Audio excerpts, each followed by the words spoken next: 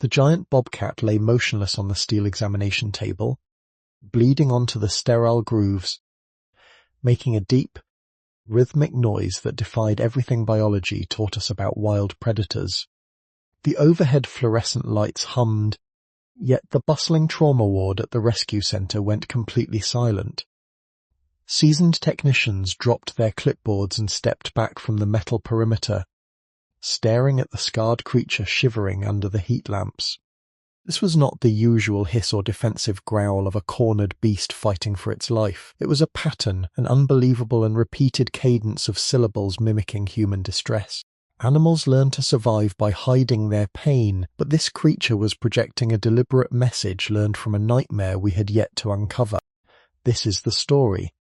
It was exactly Bournemouth Bay A, inside the Oakhaven Wildlife Rescue Centre. The digital clock on the wall glowed red against the pale green square tiles. Outside the reinforced windows, a brutal winter storm battered the structural glass with a relentless assault of ice and howling wind. The temperature had plummeted to -12 degrees Fahrenheit over the last 3 hours. Heavy snowdrifts piled against the exterior walls, slowly burying the concrete foundation. Inside the clinic, the air smelled sharply of rubbing alcohol iodine and the faint, lingering metallic scent of dried blood. Elias Thorne sat alone at the central stainless steel prep island. He was 42 years old, a senior wildlife veterinarian who spent more nights sleeping on the stiff vinyl cot in the break room than in his own bed. He methodically cleaned a set of heavy surgical retractors under the harsh glare of a halogen lamp. His hands moved vekepte at practiced precision. They were large hands, heavily scarred from years of handling panicked raptors and feral foxes. He wiped the steel clean, checking the hinge tension. He did not mind the graveyard shift. The quiet suited him. The deep isolation offered a necessary buffer against the memories that usually waited for him in the dark. 10 years ago, a sudden winter squall much like this one had swept across Blackwood Ridge. Elias and his younger brother had been hiking the upper trails. Elias had decided to push forward for another mile despite the rapidly dropping barometer. His brother never made it off the mountain. The lingering guilt of that single arrogant decision dictated his compulsive need to save every broken life that crossed his examination table. He could not fix the past. He could only stitch together the shattered things the wilderness spat out in the present. Sarah Jenkins slept in the adjoining office. The 28-year-old veterinary technician had pulled a double shift. Her heavy winter boots were kicked off near a glowing space heater. Elias listened to the steady, mechanical hum of the large refrigerator storing vaccines and antibiotics. He finished wiping down the retractors and moved his attention to the inventory log. He counted the remaining glass vials of local anesthetic. 15 left. He wrote the number down in blue ink. Headlights suddenly washed across the frosted front glass of the clinic lobby. The yellow beams cut through the driving snow, casting long, distorted shadows across the linoleum floor. Elias looked up from his clipboard. A heavy diesel engine idled aggressively outside the main doors. Thick tires spun against the black ice, failing to find purchase before the heavy vehicle finally lurched to a halt. The rhythmic thumping of heavy work boots approached the main entrance. A fist pounded violently against the reinforced glass door. The impacts were frantic, vibrating the frame. Elias set the clipboard down. He walked swiftly through the darkened waiting area. He unlocked the heavy brass deadbolt and pushed the metal door outward against the brutal wind. David Miller stood on the snow-covered concrete landing. The 34-year-old snowplow driver wore a bright yellow high-visibility jacket stiff with frozen precipitation. His chest heaved. His face was pale beneath a thick layer of frost clinging to his... "You need to bring a gurney," David said. "What do you have?" Elias asked. "Route Tammy High." "Right near mile marker 14, David replied, pointing a thick glove back toward his idling plough. Mott thought it was a deer carcass. Mort clipped the snowbank and saw it moving. "It is not a deer, Doc." Mott do not know what the hell it is. Elias did not waste time with further questions. He turned back into the warm clinic. He grabbed his heavy insulated parka from the wall hook. He kicked the wheel locks off the primary transport gurney. "Sarah," Elias called out sharply. The technician stirred instantly. She sat up, rubbing her face, already reaching for her discarded boots. She knew the tone of his voice. "Start the thermal warming blankets," Elias ordered. "Draw up a broad-spectrum fluid bag. Warm it first." Elias pushed the heavy gurney out into the storm. The wind hit him like a physical blow. The cold sank through his layers immediately, biting at the exposed skin around his eyes. The small gurney wheels rattled over the uneven, frozen asphalt of the parking lot. David helped him guide the metal frame toward the rear of the massive yellow snowplow. Exhaust fumes plumed into the dark sky, immediately snatched away by the gale. "Mott wrapped it in my emergency tarp," David shouted over the roaring engine noise. "It fought me for a second. Then it just gave up. It is too big. Doc, it is just too big." Elias reached the back of the truck. He climbed up onto the salt-covered steel bumper. He shone his heavy-duty flashlight down into the deep bed. A dark blue plastic tarp lay crumpled in the far corner. Snow was already rapidly accumulating on top of it. Dark, heavy stains of fresh blood soaked the fabric, freezing into stiff crimson ridges. He reached out and pulled the tarp back. The flashlight beam illuminated a massive expanse of wet, matted fur. It was a bobcat, though the sheer scale of the animal suggested a genetic anomaly or an unnatural crossbreed. The predator lay fully on its side. Its broad chest rose and fell in shallow, erratic jerks. The distinctive tufted ears were pinned flat against a heavy, muscular skull. The fur was a chaotic mix of tawny brown and ash grey, entirely plastered to the skin with melting snow and blood. "Help me lift him," Elias said. David climbed over the tailgate into the bed. They positioned themselves on either side of the heavy predator. "Watch the claws," David warned. "Grab the corners of the tarp," Elias instructed. "We use it as a sling. On 3. They hoisted the animal. The weight was astonishing. Elias estimated it easily pushed past 60 pounds, far exceeding the normal biological limits of the species. They shuffled backward toward the tailgate, boots slipping on the icy metal groove. They lowered the makeshift sling directly onto the gurney. Bobcat let out a low rattling exhale. The sound vibrated deeply in Elias's chest. They secured the thick nylon straps over the tarp. They pushed the gurney rapidly through the accumulating snow, fighting the severe resistance of the small wheels. They reached the clinic doors. Sarah held them wide open. The gurney crashed through the threshold, bringing a violent swirl of white flakes into the sterile lobby. After Elias pushed the gurney inside, David stood in the doorway, snow blowing past his boots onto the clean tile. "Do you need me to stay, Doc?" David asked. His voice trembled. Though whether from the freezing cold or the adrenaline, Elias could not tell. "No," Elias said, locking the wheels of the gurney to strip off his heavy coat. "You have miles of road left to clear before sunrise. The county needs you out there. Mort will call Marcus Vance in the morning and have him file an official incident report." David nodded slowly. He looked down at the blood melting onto the floor tiles. Motvay hit deer before. Once, a coyote. You feel it in the steering column. But this thing felt like hitting a boulder. Whatever it is, Mott hope it makes it. Drive safe. "David," Elias said. David turned and walked back out into the blizzard. The heavy glass door slammed shut behind him, cutting off the howl of the wind. Elias threw the deadbolt.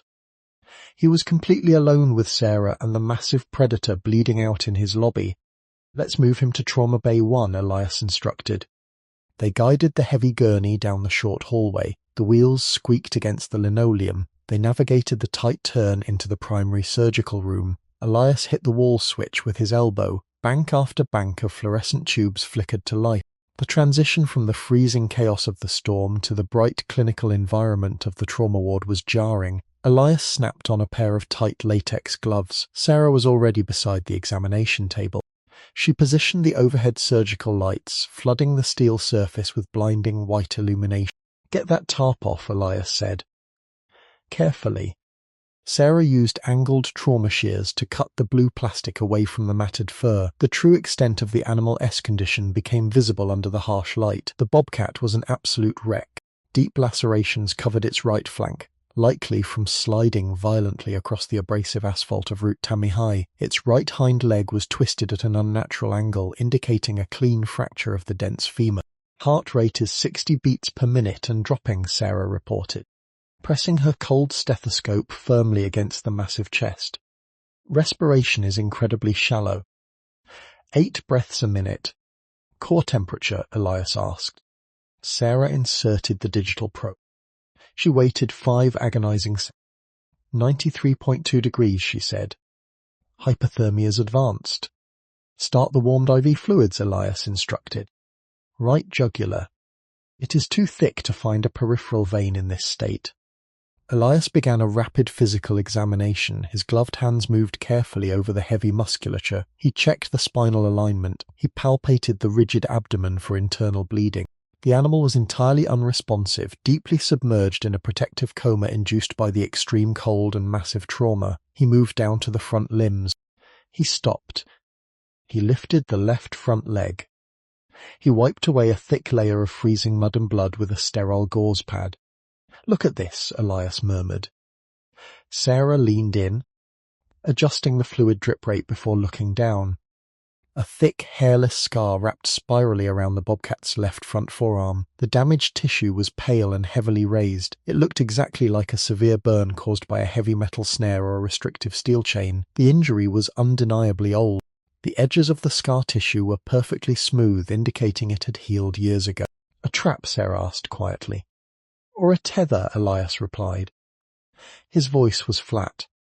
"Wildcats do not get tethered. Someone held this animal captive. Someone kept him tied up for a very long time. The implications hung in the warm air of the clinic. The massive size of the cat suddenly made a dark kind of sense. Captive breeding. Illegal exotic trade. An animal fed on high-protein unnatural diet, kept in a confined space until it either escaped or was dumped on a freezing mountain road. Elias felt a familiar, cold anger tightening his jaw. It was the same anger he felt whenever humanity's arrogance intersected violently with the natural world. He reached for a plastic syringe of pain medication. "Pushing 10 milligrams of morphine," Elias stated. He injected the clear liquid into the bon port. "Let's get the warming blankets layered. We need to raise his core temp by at least 2 degrees an hour. Any faster and we risk cardiac shock." Sarah nodded. She began unpacking heavy fleece blankets from the thermal cabinet. She draped them over the shivering animal, tucking the edges securely around the heavy frame. The clinic fell into a methodical rhythm, the hiss of the oxygen concentrate, the rhythmic beep of the newly attached heart monitor, the soft rustle of sterile packaging being torn open. Elias stepped back from the table. He stripped his bloodied gloves off and tossed them into the hazardous waste bin. He walked over to the stainless steel sink and turned on the hot water. He scrubbed his bare hands, watching the pink foam spiral down the drain. He looked at his reflection in the small mirror above the sink. He looked exhausted. He dried his hands. He walked back to the examination table. The bobcat's chest was rising and falling with slightly more regularity. The digital monitor showed a steady climb to 68 beats per minute. The warming blankets were doing their job. Then, the animal twitched. The tufted ears flicked backward. The massive head shifted slightly on the cold steel surface. The eyes remained tightly closed, but the jaw parted. Elias leaned in closer, checking the airway for blockages. The bobcat exhaled sharply. It was not a hiss. It was not a growl. It was a guttural, strained vocalization pushed violently through damaged vocal cords.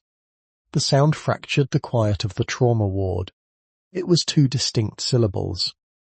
The tone rose and fell with an eerie, unnatural cadence. Sarah froze, holding a roll of white bandage. Elias stopped breathing.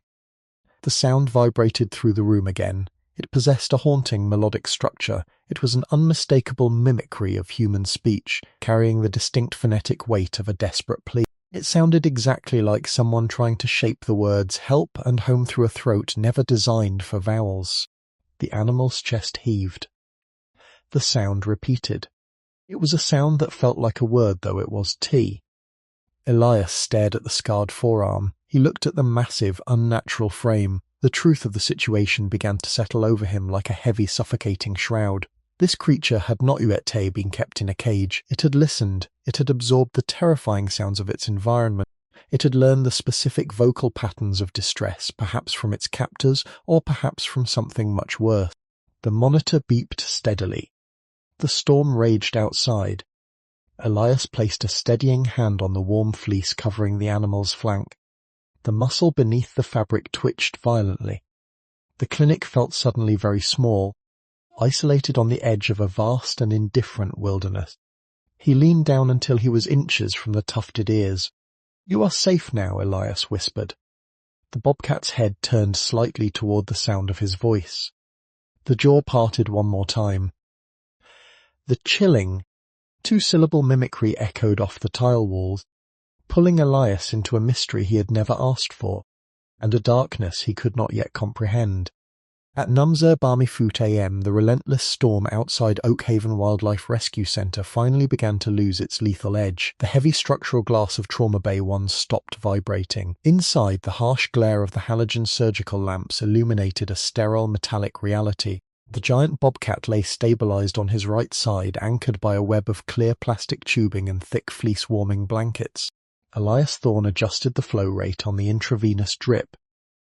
The steady, rhythmic beep of the cardiac monitor filled the room. The animal was currently registering a stable 72 beats per minute. "Core temperature is climbing," Sarah Jenkins noted. She pulled the digital thermometer probe from the heavy folds of the blanket. 96.8 degrees. He is fighting his way back. "Keep the fluids running at 60 milliliters an hour," Elias replied. He kept his focus entirely on the massive predator. Elias moved the portable digital X-ray plate beneath the animal's shattered right hind leg. The thick lead apron sat heavily on his shoulders. He triggered the exposure switch. The flat screen on the opposing wall instantly displayed the high-contrast skeletal architecture. The femur was cleanly snapped. It was a severe transverse fracture, yet the surrounding bone density was staggering. Normal bobcats topped out around 35 pounds. The digital scale had Duete confirmed this creature weighed exactly 64.2 pounds. The sheer volume of dense muscle and reinforced skeletal structure defied standard evolutionary biology. He slid his gloved fingers over the thick neck muscles, feeling for the distinct ridges of the trachea. He was looking for a logical explanation. He needed an anatomical reason for the terrifying sounds the animal had produced earlier. The vocal cords of a lynx rufus were designed for hisses, snarls, and guttural territorial markers. They lacked the necessary muscular folds to manipulate air into shaped syllables. Yet, Elias had heard it. A distinct, repeated mimicry of human distress. He leaned closer, examining the creature's broad skull. He peeled back the thick, heavy eyelid of the left eye. The amber iris was dilated, sluggishly reacting to the harsh halogen light above. Then the eyeball began to twitch. It darted rapidly and rhythmically from side to side in a fast, uncontrolled oscillation. Elias recognized the condition immediately. It was nystagmus. The involuntary repetitive eye movement was a classic neurological indicator. It usually pointed to severe head trauma, vestibular disease, or deep systemic toxicity. However, the skull X-rays showed absolutely no microfractures. The blood work indicated normal liver and kidney function. The twitching was not a symptom of blunt force. It was a manifestation of profound chronic neurological stress. This animal had not been physically restrained. It had been psychologically broken. He let the heavy eyelid fall shut. He stepped back from the steel table. The air in the trauma bay felt stagnant. The smell of iodine and wet fur clung to the back of his throat. Elias stared down at the thick, hairless scar spiraling around the Bobcat-S left front forearm. The pale, raised tissue was a map of prolonged suffering. Someone had Kepete, this apex predator, chained to a wall or a heavy post for years. "The bone is thick," Sarah said, pointing a gloved finger at the X-ray monitor. "Too thick," Elias agreed. Elias nodded slowly. "And a high-protein, unnatural diet. Probably restricted movement to build mass without burning calories. This is not a wild animal. Sarah, this is a manufactured commodity." He walked over to the stainless steel sink and rinsed his hands under warm water. He felt the familiar cold knot of anger tightening in his stomach. The wilderness of Blackwood Ridge was harsh, but it was fair. It killed with indifference. Human beings, however, killed with a calculated, sickening cruelty. He dried his hands on a rough paper towel. He returned to the examination table. The heavy doses of morphine were keeping the predator subdued, but the pain medication could not entirely suppress the deep, instinctual drive to communicate. The tufted ears flattened against the broad skull. The massive chest expanded. Elias froze. The animal exhaled sharply, the jaw parted. A broken, rhythmic sound vibrated through the sterile room. It was not a growl. It lacked the sharp, defensive edge of a hiss. It was a guttural, strained vocalization that forced its way through a throat designed for completely different acoustic patterns. The sound rose and fell, attempting to shape two distinct phonetic beats. Elias felt a cold chill slide down his spine. The cadence was entirely unnatural. Animals mimic sounds in their environment. Parrots mimic speech. Lyrebirds mimic chainsaw. But a feline predator does not mimic human distress unless that distress is the dominant, defining sound of its entire existence. This creature had not just been caged. It had been an audience to something terrible.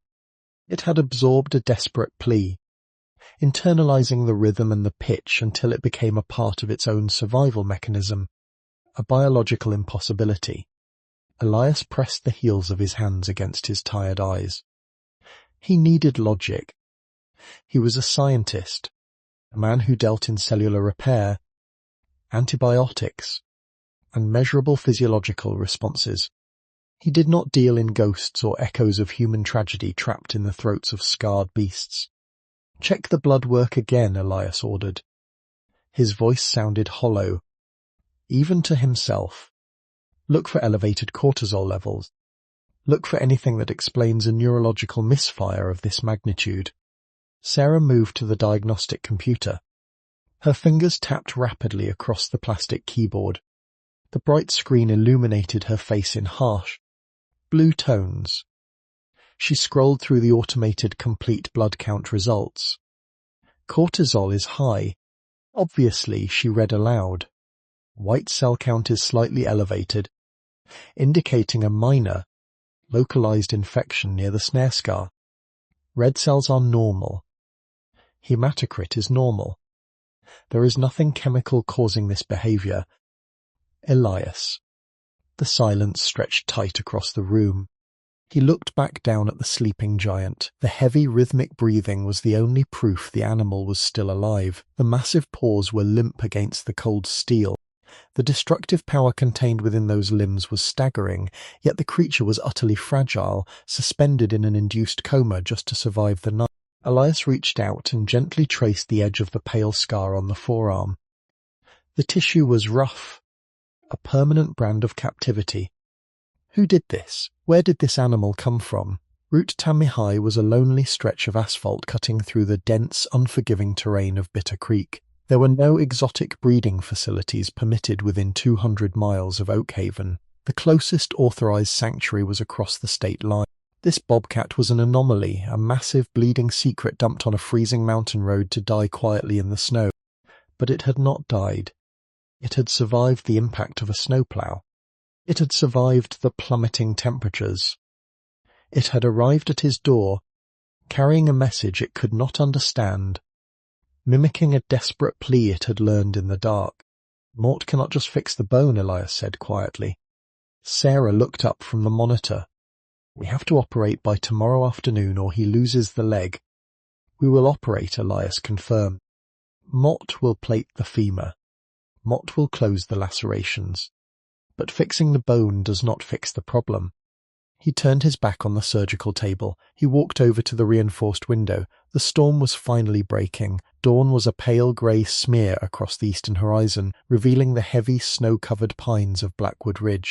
The landscape was beautiful, brutal, and entirely indifferent to the suffering taking place within its borders. He thought about his brother. He thought about the sudden squall 10 years ago, the blinding whiteout, the desperate, failing attempts to find a way back down the mountain. The wilderness had taken him quickly. It had been a tragic accident of nature. But the massive, scarred creature bleeding on his table was not an accident. It was a deliberate act of cruelty. Someone in the deep, isolated pockets of the county was running an illegal operation. Someone had chained a predator to a wall, forcing it to listen to sounds of distress until those sounds became its only voice. Someone had profited off the unnatural breeding and the confinement, and when the animal had become too large, too difficult to manage, or perhaps too broken, they had simply discarded. Elias watched the pale light filter through the frosted glass. He felt the familiar, heavy weight of responsibility settling over his shoulders. His job was to mend shattered bone and tear tissue. His mandate ended at the clinic doors. But he knew he could not stop there. Not this time. The distinct, two-syllable mimicry echoed in his memory. It was an impossible sound, a desperate signal fired into the dark. It demanded an answer. It demanded a reckoning. He walked back to the prep island. He picked up his phone. "What are you doing?" Sarah asked. "I'm calling Marcus," Elias replied, dialing the number for the state wildlife officer. "We are going to find out exactly where this animal came from." He set the phone down momentarily. It was too early.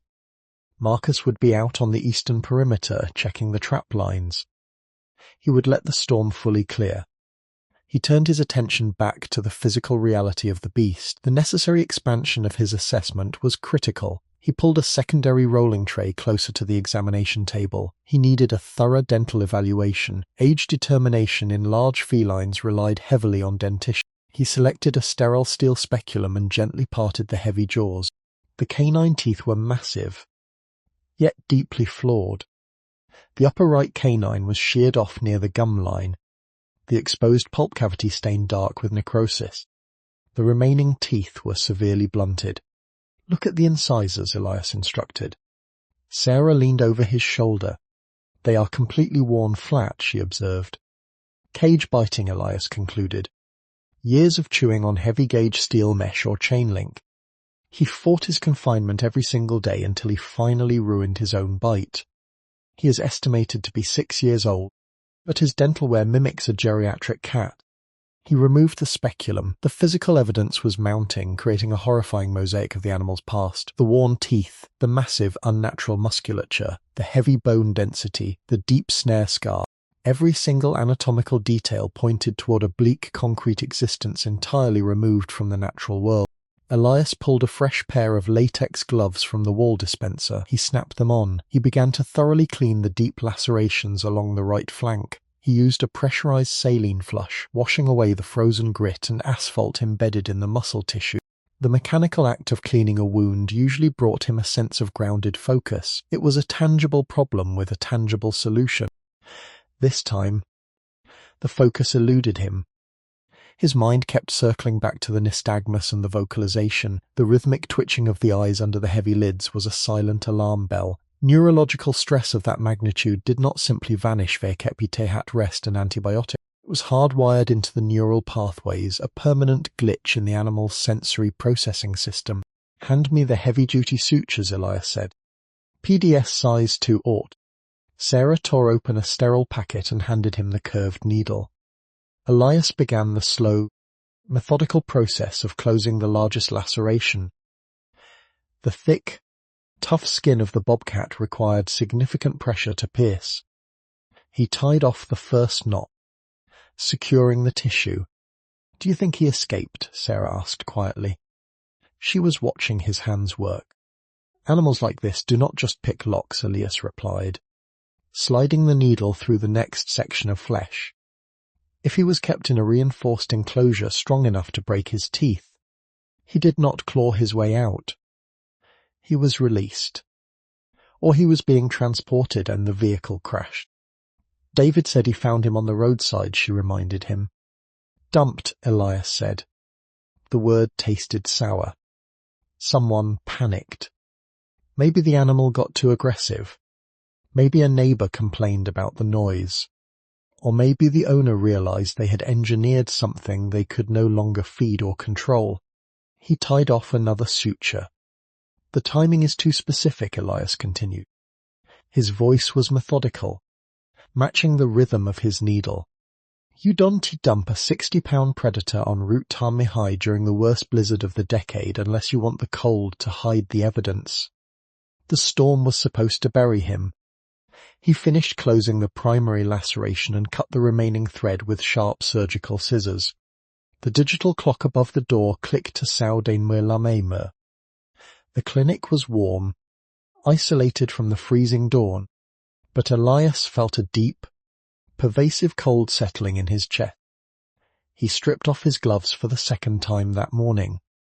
The physical repairs were stabilized. The internal mystery remained entirely unsolved. He walked to the corner of the trauma bay. A small, stainless steel coffee maker sat on a rolling cart.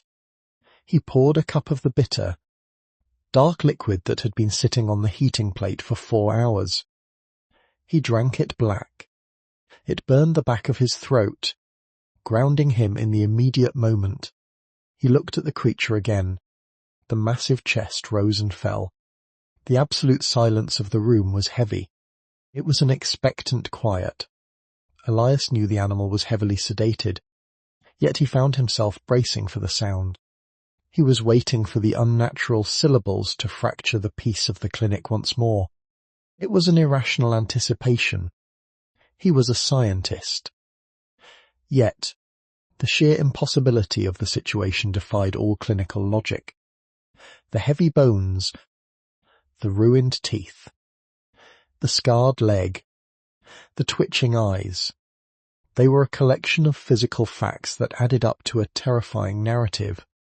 He set the coffee cup down. The ceramic clicked sharply against the metal cart. Elias Thorne had spent his entire career fixing the broken pieces of the natural world. He patched up shattered wings, set fractured bones, and released predators back into the unforgiving embrace of Blackwood Ridge. He understood the rules of the wild. He understood survival. He did not understand this. This was a distortion. It was a dark reflection of humanity's desire to control and manipulate. And Elias could not simply plate the femur, close the wounds, and turn a blind eye to the profound suffering that had created this giant. He walked back to his desk in the adjoining office. He picked up his mobile phone. The storm had passed enough to clear the local cell towers. He found the contact for Marcus Vance. The state wildlife officer handled poaching, illegal trapping, and dangerous animal complaints. He was a cynical man, hardened by years of finding mutilated carcasses left behind by trophy hunters. But he was thorough. Elias pressed the call button. The line rang twice. "Vance," a gruff voice answered. The sound of a heavy diesel engine rumbled in the background of the call. "Marcus, it is Elias. Doc. Rough night for it. Half the county is under 3 feet of snow. What do you have?" "Mort need you at the clinic," Elias stated. His voice was hard, stripped of its usual clinical detachment. "Right now." "Mortam clearing a downed tree off the access road to Bitter Creek. Give me 2 hours." "What is the emergency?" Elias looked through the open door, staring at the massive, scarred creature resting on the steel table. "Mort have a crime scene," Elias said, "and Mort am going to find exactly where it started." He ended the call. The decision was made. The professional detachment was gone. The origin of the impossible sound had to be found. By 8:30 in the morning, the blinding snowfall had finally ceased. Harsh, brilliant sunlight pierced the frosted windows of the Oak Haven Wildlife Rescue Center. The brutal storm had exhausted its energy, leaving behind a frozen, immobilized landscape. Blackwood Ridge was entirely buried under 40 inches of fresh powder. Inside Trauma Bay 1, the atmosphere remained incredibly tense, focused entirely on the massive predator breathing rhythmically on the surgical table. The heavy front doors of the clinic rattled. Heavy boots stomped forcefully against the lobby mat. Marcus Vance pushed his way into the corridor. The 55-year-old state wildlife officer wore a thick, dark green insulated parka covered in melting ice crystals. A heavy-duty radio sat clipped to his heavy leather belt, crackling occasionally with dispatch chatter. His face was weathered, lined by decades of tracking poachers and managing the brutal realities of the Colorado wilderness. He unzipped his coat and walked directly toward the bright lights of the surgical suite. He stopped in the doorway. His cynical demeanor vanished instantly. Marcus stared at the steel examination table. He looked at the sheer volume of muscle, the massive skull, and the thick, tufted ears currently pinned back under the anesthesia mask. "You told me you had a bobcat." "Elias," Marcus said. His voice was a low, rough scrape. "Mott said Mott had a crime scene," Elias corrected, adjusting the overhead halogen lamp. "And you are looking at the primary evidence." Marcus stepped fully into the room. He walked around the perimeter of the table, keeping a respectful distance even though the animal was completely unconscious. He noted the deep, spiraling scar tissue on the left forearm. He looked at the ruined, flattened canine teeth. "This is an aberration," Marcus muttered. "Mott have tracked every major predator in this county for 25 years. A mountain lion gets this big. Sure, but the facial structure is completely wrong. This is a lynx rufus, just engineered to be a nightmare. Engineered, captive, and abused," Elias stated. "He needs immediate orthopedic surgery to save the right leg. We are prepping him now. Mott need you to document everything we find before Mott open him up." Marcus pulled a small, waterproof notebook and a steel pen from his chest pocket. He nodded. Sarah Jenkins moved to the head of the table. She checked the digital vaporizer dial. Isoflurane is holding steady at 2%. Heart rate is 65. He is deep under. Elias. "Good," Elias said. "Let's clear a wider surgical field. Mott need to place a central venous catheter in the jugular for fluid management during the bone plating. Shave the entire anterior chest and the left shoulder." Sarah picked up the heavy-duty surgical clippers. The blades hummed to life. She pressed the metal guard against the dense, blood-matted fur near the animal's massive collarbone. The thick undercoat resisted the blades at first. She applied more pressure, carving a wide path through the tawny grey hair. The fur fell away in heavy clumps, revealing pale, leathery skin beneath. She moved the clippers down over the swell of the left shoulder, clearing the area above the horrific snare scar. The clippers suddenly jammed. Sarah pulled them back, clearing a tangle of wet hair from the oscillating teeth. She wiped the exposed skin with a wide gauze pad soaked in amber surgical scrub. She stopped moving. "Elias," Sarah said. Elias stepped around the prep island. He looked down at the exposed skin. A distinct, unnatural pattern marred the flesh. It was completely hidden beneath the heavy winter coat, invisible to any casual observation. The skin was raised and heavily textured. Stark white hairs, completely lacking normal melanin pigmentation, grew in a deliberate geometric sequence against the darker dermis. It was a brand. The mark was roughly 3 inches long and 2 inches high. It consisted of a crude, segmented circle with a diagonal line striking through the center. Beneath the circle, 2 distinct letters were burned into the tissue. Num. S. Elias felt his jaw tighten. "That is not a state conservation." Marcus leaned over the table. He squinted at the white letters. He did not touch the animal. "No, it is not. That is a freeze brand. You use liquid nitrogen and a heavy copper ion. You press it deep into the hide to kill the color-producing cells in the hair follicles. It is a permanent ledger mark, mostly used on expensive cattle or racehorses so you do not damage the hide with a hot iron." "Someone branded a 60-pound predator," Sarah said, dropping the dirty gauze into a red biohazard bin. "They treated him like livestock." "Worse," Marcus corrected softly. "They treated him like inventory." The physical clue anchored the terrifying mystery to a concrete reality. The haunting 2-syllable vocalization Elias had heard hours earlier, the mimicry of human desperation, was no longer just an abstract horror. It belonged to whoever owned this specific brand. The animal had not wandered down from the high peaks. It had been forged in a cage marked with freezing metal and subjected to an environment so traumatic it had fundamentally altered its biological responses. "Do you recognize the mark?" Elias asked.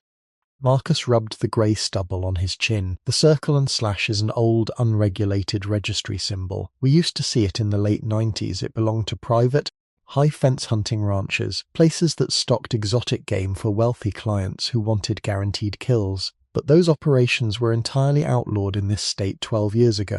"Someone didn't get the memo," Elias said. "Or they just moved the operation underground," Marcus replied. He closed his notebook with a sharp snap. "The letters VS are specific. That is a breeder S mark. Might need to run this through the old agricultural database. The cell towers are still down from the ice accumulation. Might need to use your landline." "Use the phone in my office," Elias told him. "Shut the door. Might need total focus in here." Marcus nodded and walked briskly out of the trauma bay. The door clicked shut behind him. Elias turned his attention back to the massive, broken creature. The discovery of the brand shifted his perspective. He was no longer just treating an animal injured by a snowplow. He was preserving evidence. He walked over to the sterile tray. He picked up a number 10 surgical scalpel. "Let's fix the leg," Elias said. Sarah adjusted the overhead lamps, focusing a brilliant pool of light directly onto the shaved right thigh. Elias made the first incision. The sharp steel parted the tough skin effortlessly. He extended the cut to a precise 12 centimeters, moving cleanly through the subcutaneous fat. He used blunt retractors to separate the thick, heavy muscle bellies of the vastus lateralis, exposing the shattered bone beneath. The femur was a disaster. The bone density was extraordinary, confirming Elias' earlier suspicion of a high-protein, unnatural diet designed solely for building aggressive mass. The transverse fracture was completely displaced. The jagged white edges of the bone fragments looked remarkably like broken ice jutting up from a frozen lake. The visual instantly triggered a deeply buried memory. Elias saw the jagged ice formations on Blackwood Ridge 10 years ago. He felt the biting, horrific cold of that specific afternoon. He remembered the exact shade of the grey sky right before the squall swallowed his brother. The wilderness took things with an absolute, terrifying indifference. A storm did not care who it froze, a mountain did not care who it broke. But a freeze brand was fundamentally different. A brand required a human hand. It required a conscious, deliberate decision to inflict permanent ownership through pain. That distinction hardened Elias' resolve. He could not just repair this animal and release it. The creature was completely unequipped for the wild. It was a fabricated weapon, a discarded asset. "Suction," Elias commanded. Sarah efficiently cleared the pooling blood from the surgical site. Elias used heavy reduction forceps to grip the distal and proximal segments of the shattered femur. The sheer physical effort required to realign the dense bone made his forearms ache. He pulled steadily, fighting the massive contracted muscles of the Bobcat S-thigh. The bone segments finally grated together, locking back into anatomical alignment. "Hand me the 12-centimeter titanium compression plate," Elias instructed. Sarah placed the heavy, 8-hole metal plate into his waiting palm. Elias positioned it perfectly across the fracture line. He selected a 3.5mm surgical drill bit. He engaged the power tool. The high-pitched whine of the drill filled the trauma bay, easily drowning out the steady hiss of the oxygen concentrator. He drove the first steel screw deep into the bone. The smell of friction and bone dust rose into the sterile air. It was a harsh, mechanical process, but it brought a necessary order to the chaos inflicted upon the animal. Screw by screw, Elias rebuilt the structural integrity of the predator. He worked with a meticulous, grim focus. He did not speak. The only sounds were the mechanical tools, the vital monitors, and the soft clinking of surgical instruments on the metal tray. By 10:45 in the morning, the heavy titanium plate was permanently secured. Elias flushed the wound with copious amounts of sterile saline, clearing away the microscopic debris. He began the slow, layered process of closing the massive incision. He used heavy, absorbable sutures for the muscle fascia, pulling the thick tissues tightly together. As he closed the final layer of skin, the door to the trauma bay swung open. Marcus Vance walked back into the room. His weathered face was grim, locked in a tight, furious expression. He held a piece of fax paper in his right hand. The state database had yielded a result. Elias tied off the final knot. He snipped the heavy thread. "What did you find?" Elias asked, pulling off his bloodied gloves. Marcus walked over to the stainless steel prep island. He smoothed the curled fax paper flat against the metal surface. He looked at the heavily sedated giant on the table, then looked directly at Elias. "The brand is a registered ledger mark," Marcus explained. His voice was completely devoid of its usual rough humor. "It traces back to an LLC that formally dissolved 8 years ago. The business was registered as an exotic animal brokerage. They imported, bred, and sold large predators to private collectors across 3 state lines." "And when the high fence hunting laws changed?" Sarah asked, beginning to gently clean the dried iodine from the Bobcat skin. "They supposedly liquidated their stock," Marcus replied. "But a few of these brokers just shifted their inventory into the black market. They started breeding guard animals for illegal narcotics operations deep in the national forest. Animals designed specifically for size, aggression, and profound territorial instincts." Marcus pointed a thick finger at the freeze brand on the animal-less shoulder. "The letters VS correspond to the primary contractor for that dissolved LLC," Marcus continued. "He was a middleman. A guy who took cash under the table to provide security solutions that did involve hiring people who could talk to the police." Elias walked over to the prep island. He looked down at the grainy printed text on the fax paper. The history of the massive creature was suddenly laid bare. It had never known a forest canopy. It had never hunted a snowshoe hare. It was born in a concrete enclosure, branded with freezing metal and chained to a post to serve as a biological deterrent. And during that horrific confinement, it had listened to the desperate sounds of something, or someone, in profound distress. It had absorbed that terror until it became its own voice. "Where was the LLC registered?" Elias asked. The cold anger in his chest was crystallizing into something incredibly sharp and focused. "They owned a heavily wooded parcel 40 miles from here," Marcus said, "tucked right into the blind, inaccessible side of Bitter Creek. The county access road washes out every spring. It is completely isolated." Elias looked back at the animal. The chest rose and fell in a steady, narcotic rhythm.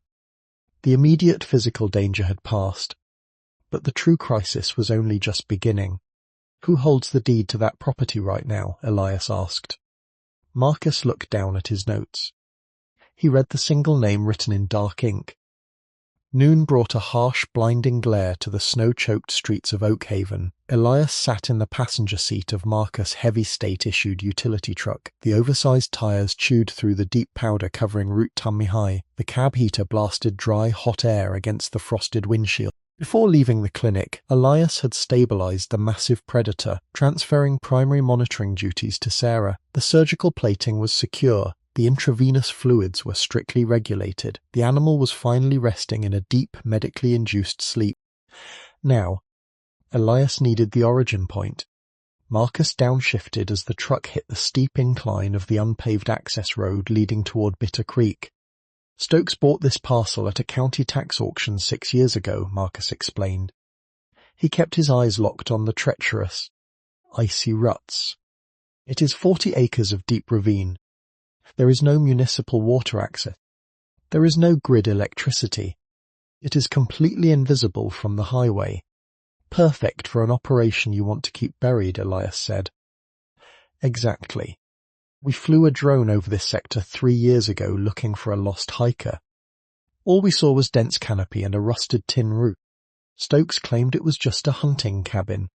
Heavy snow loaded the branches of the towering blue spruces, creating a dark, oppressive tunnel over the narrow road. The temperature outside the insulated cab hovered at a dangerous -4 degrees. At exactly 4 miles past the highway turnoff, the road abruptly ended. A massive galvanized steel gate blocked the path, secured by a heavy logging chain and a hardened brass padlock. Marcus parked the truck. He did not bother turning off the diesel engine.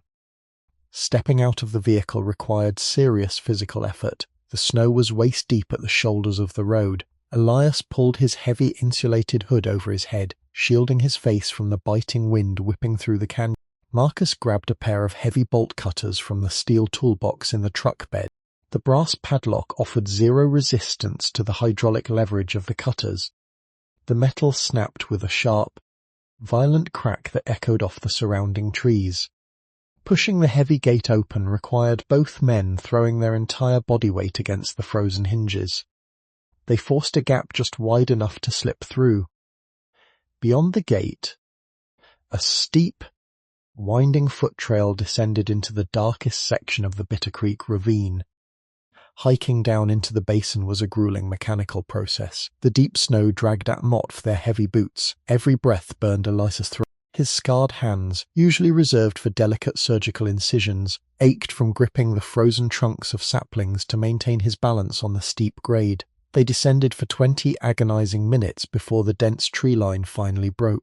The architecture of cruelty revealed itself at the bottom of the ravine. It was not a hunting cabin. It was a fortified brutalist compound designed entirely for containment. 6 massive concrete pads were poured directly into the uneven forest floor. Heavy 6-gauge chain-link fencing rose 10 feet high around each pad, topped with inward-facing barbed wire. A large corrugated steel pole barn sat at the center of the cages, acting as the operational hub. The entire site radiated a profound, chilling indifference. Elias and Marcus approached the first enclosure.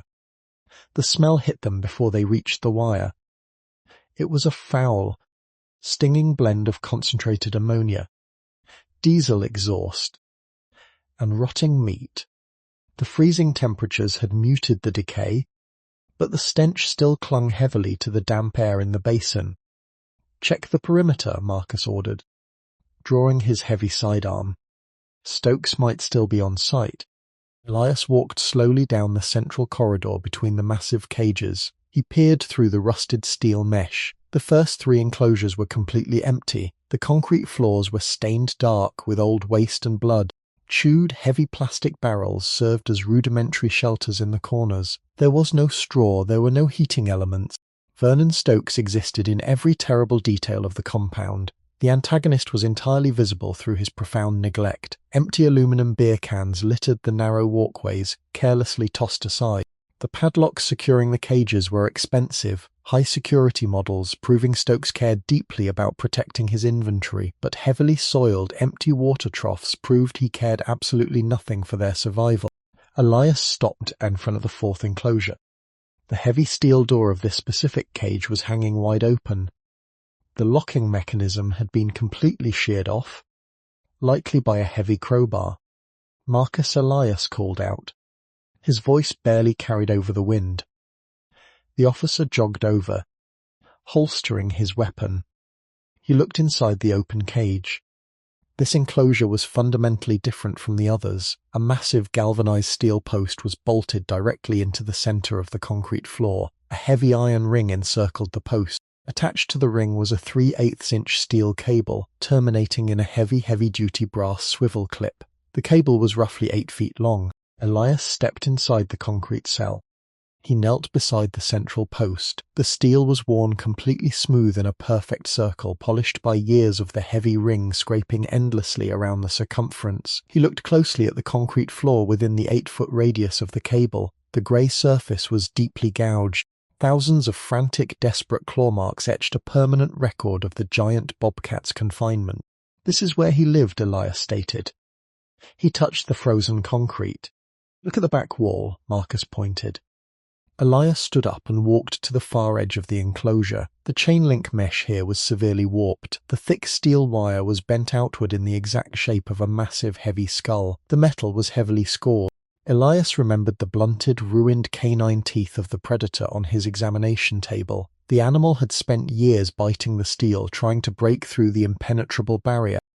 A dark, frozen pool of fresh blood stained the concrete near the open door. "Stokes dragged him out," Marcus said, analyzing the smear on the ground. "The blood trail leads out of the cage and straight toward the loading zone behind the barn. Something went wrong last night." Stokes panicked, loaded the cat into a transport box, and dumped him en route Tammany High. "But why panic now?" Elias asked. He turned around, surveying the desolate compound. This place has been operating for years. Why risk moving a 60-pound predator in the middle of a blizzard?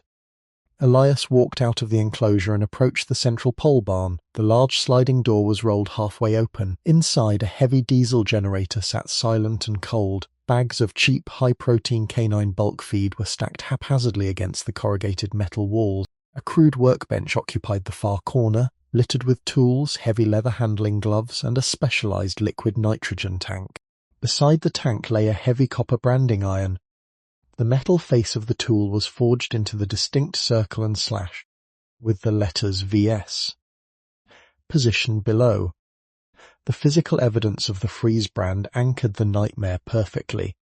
Elias moved past the workbench. A small, secondary door was built into the back wall of the barn. It was heavily reinforced, constructed from solid steel rather than corrugated tin. A heavy sliding deadbolt secured it from the outside. He approached the door. The metal was ice cold. He noticed deep, frantic scratches scoring the steel surface, but these marks were not made by heavy claws. They were concentrated tightly around the deadbolt mechanism. Someone had tried to pry the lock open from the outside. Elias reached out and gripped the cold steel handle. He threw his weight backward, sliding the heavy deadbolt to the left. The mechanism shrieked in protest, protesting the movement with a loud grind of rusted metal. He pulled the door open. The space inside was not an animal holding cell. It was a retrofitted shipping container, fully enclosed and insulated with thick panels of, say, a pale yellow fiberglass. A single, naked light bulb hung from the ceiling, currently dead due to the silent generator. Marcus stepped up behind him, clicking on a heavy tactical flashlight. The bright white beam cut through the darkness of the container. The air inside smelled sharply of human sweat and fear. A small, heavily stained mattress lay directly on the steel floor. Beside it sat a plastic bucket and a single, sealed bottle of water. In the far corner, a small, battery-powered space heater sat entirely drained of power. Elias felt a cold, terrifying dread settle heavily in his stomach. The implications of the room instantly overshadowed the animal cruelty they had discovered outside. Stokes was not just breeding illegal guard animals. He was holding something, or someone, entirely different. The giant Bobcat's enclosure was positioned directly outside the thin, corrugated wall of this shipping container. The biological impossibility of the mimicry suddenly possessed a horrific logical foundation. The animal had not learned the desperate syllables from a careless handler. It had spent years chained to a post, listening to the muffled, terrified sounds bleeding through the thin walls of the adjacent cell. "Elias," Marcus said. His rough voice was strained. The officer directed the flashlight beam toward a small, folding metal table positioned near the door of the container. Resting on the table was a black, heavy-duty digital voice recorder. A thick wire ran from the headphone jack of the device, snaking up the wall and connecting to a small, weatherproof speaker mounted high in the corner of the ceiling. Elias walked slowly toward the table. He did not touch the device immediately. He looked at the layout. The speaker was positioned to project sound outward, directly toward the animal cages. Stokes had been conditioning the animals. He had been intentionally flooding the compound with a specific auditory trigger, training the massive predators to react aggressively to a very particular sound. Elias pulled a sterile latex glove from his coat pocket and snapped it over his right hand. He reached down and pressed the green playback button on the digital recorder. The small screen illuminated. The battery was critically low, but the device engaged. Static hissed violently through the small ceiling speaker. It was followed by a sharp, terrified intake of breath. Then, a voice broke through the freezing air of the compound. It was a young human voice. The tone was completely fractured by panic and exhaustion. It possessed a haunting, melodic structure of pure desperation. The audio was slightly distorted by the cheap microphone, but the words were unmistakable. "Help," the voice pleaded through the static. "Please. Mort want to go home." The recording looped. 5 seconds of silence, followed by the exact same terrified phrase. "Help. Please. Mott want to go home." Elias stared at the spinning digital counter on the recorder screen. The cadence, the pitch, the specific desperate rhythm was a flawless, identical match to the horrifying sound the giant Bobcat had pushed through its damaged vocal cords on the surgical table. The animal was a mirror. It was reflecting the exact torture it had been forced to endure. Marcus reached out and violently depressed the stop button. The sudden absence of the pleading voice left the freezing container feeling even more suffocating. Stokes was using this to trigger territorial aggression, Marcus deduced, his face pale under the harsh flashlight beam. He recorded a captive. He played it on a loop to teach the cats that this specific sound meant food, or punishment, or a threat. Elias looked down at the folding table. Beside the recorder sat a heavy, leather-bound logbook. He opened the cover with his gloved hand. The pages were filled with messy, handwritten dates and financial figures. He flipped rapidly to the final entry, dated only yesterday. The ink was rushed, smeared slightly across the lined paper. Elias read the final lines aloud. Asset 4 injured during loading. Leg shattered. Dumping asset en route Tama High. Relocating primary package to Blackwood Ridge cabin before the storm hits. Elias looked up at Marcus. The sterile, clinical detachment of his profession was entirely gone, replaced by a fierce, driving necessity. The stakes had fundamentally shifted. They were no longer simply investigating the origin of a broken animal. They were hunting a man who was actively holding a hostage in the deadliest terrain in the county. The Bobcat was collateral damage, Elias said quietly. Stokes moved the human captive last night. That is why he panicked. That is why the animal was dumped. Marcus immediately reached for the heavy radio clipped to his belt. He pressed the transmission button.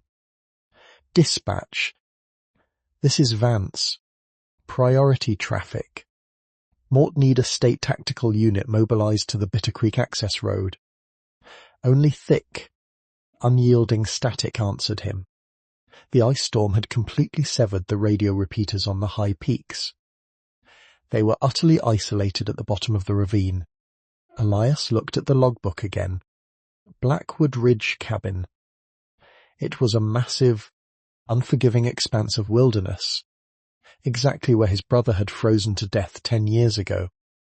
The mountain was calling him back, offering a brutal second chance wrapped in a terrifying mystery. He closed the ledger. "We do not have time for a tactical unit," Elias said. 12 minutes passed inside the freezing, retrofitted shipping container.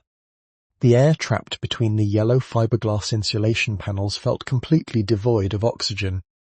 Marcus paced the narrow span of floorboards. He held his heavy radio high above his head, twisting the volume dial in a futile attempt to catch a bouncing frequency off the canyon walls. Only a harsh, rhythmic static answered him.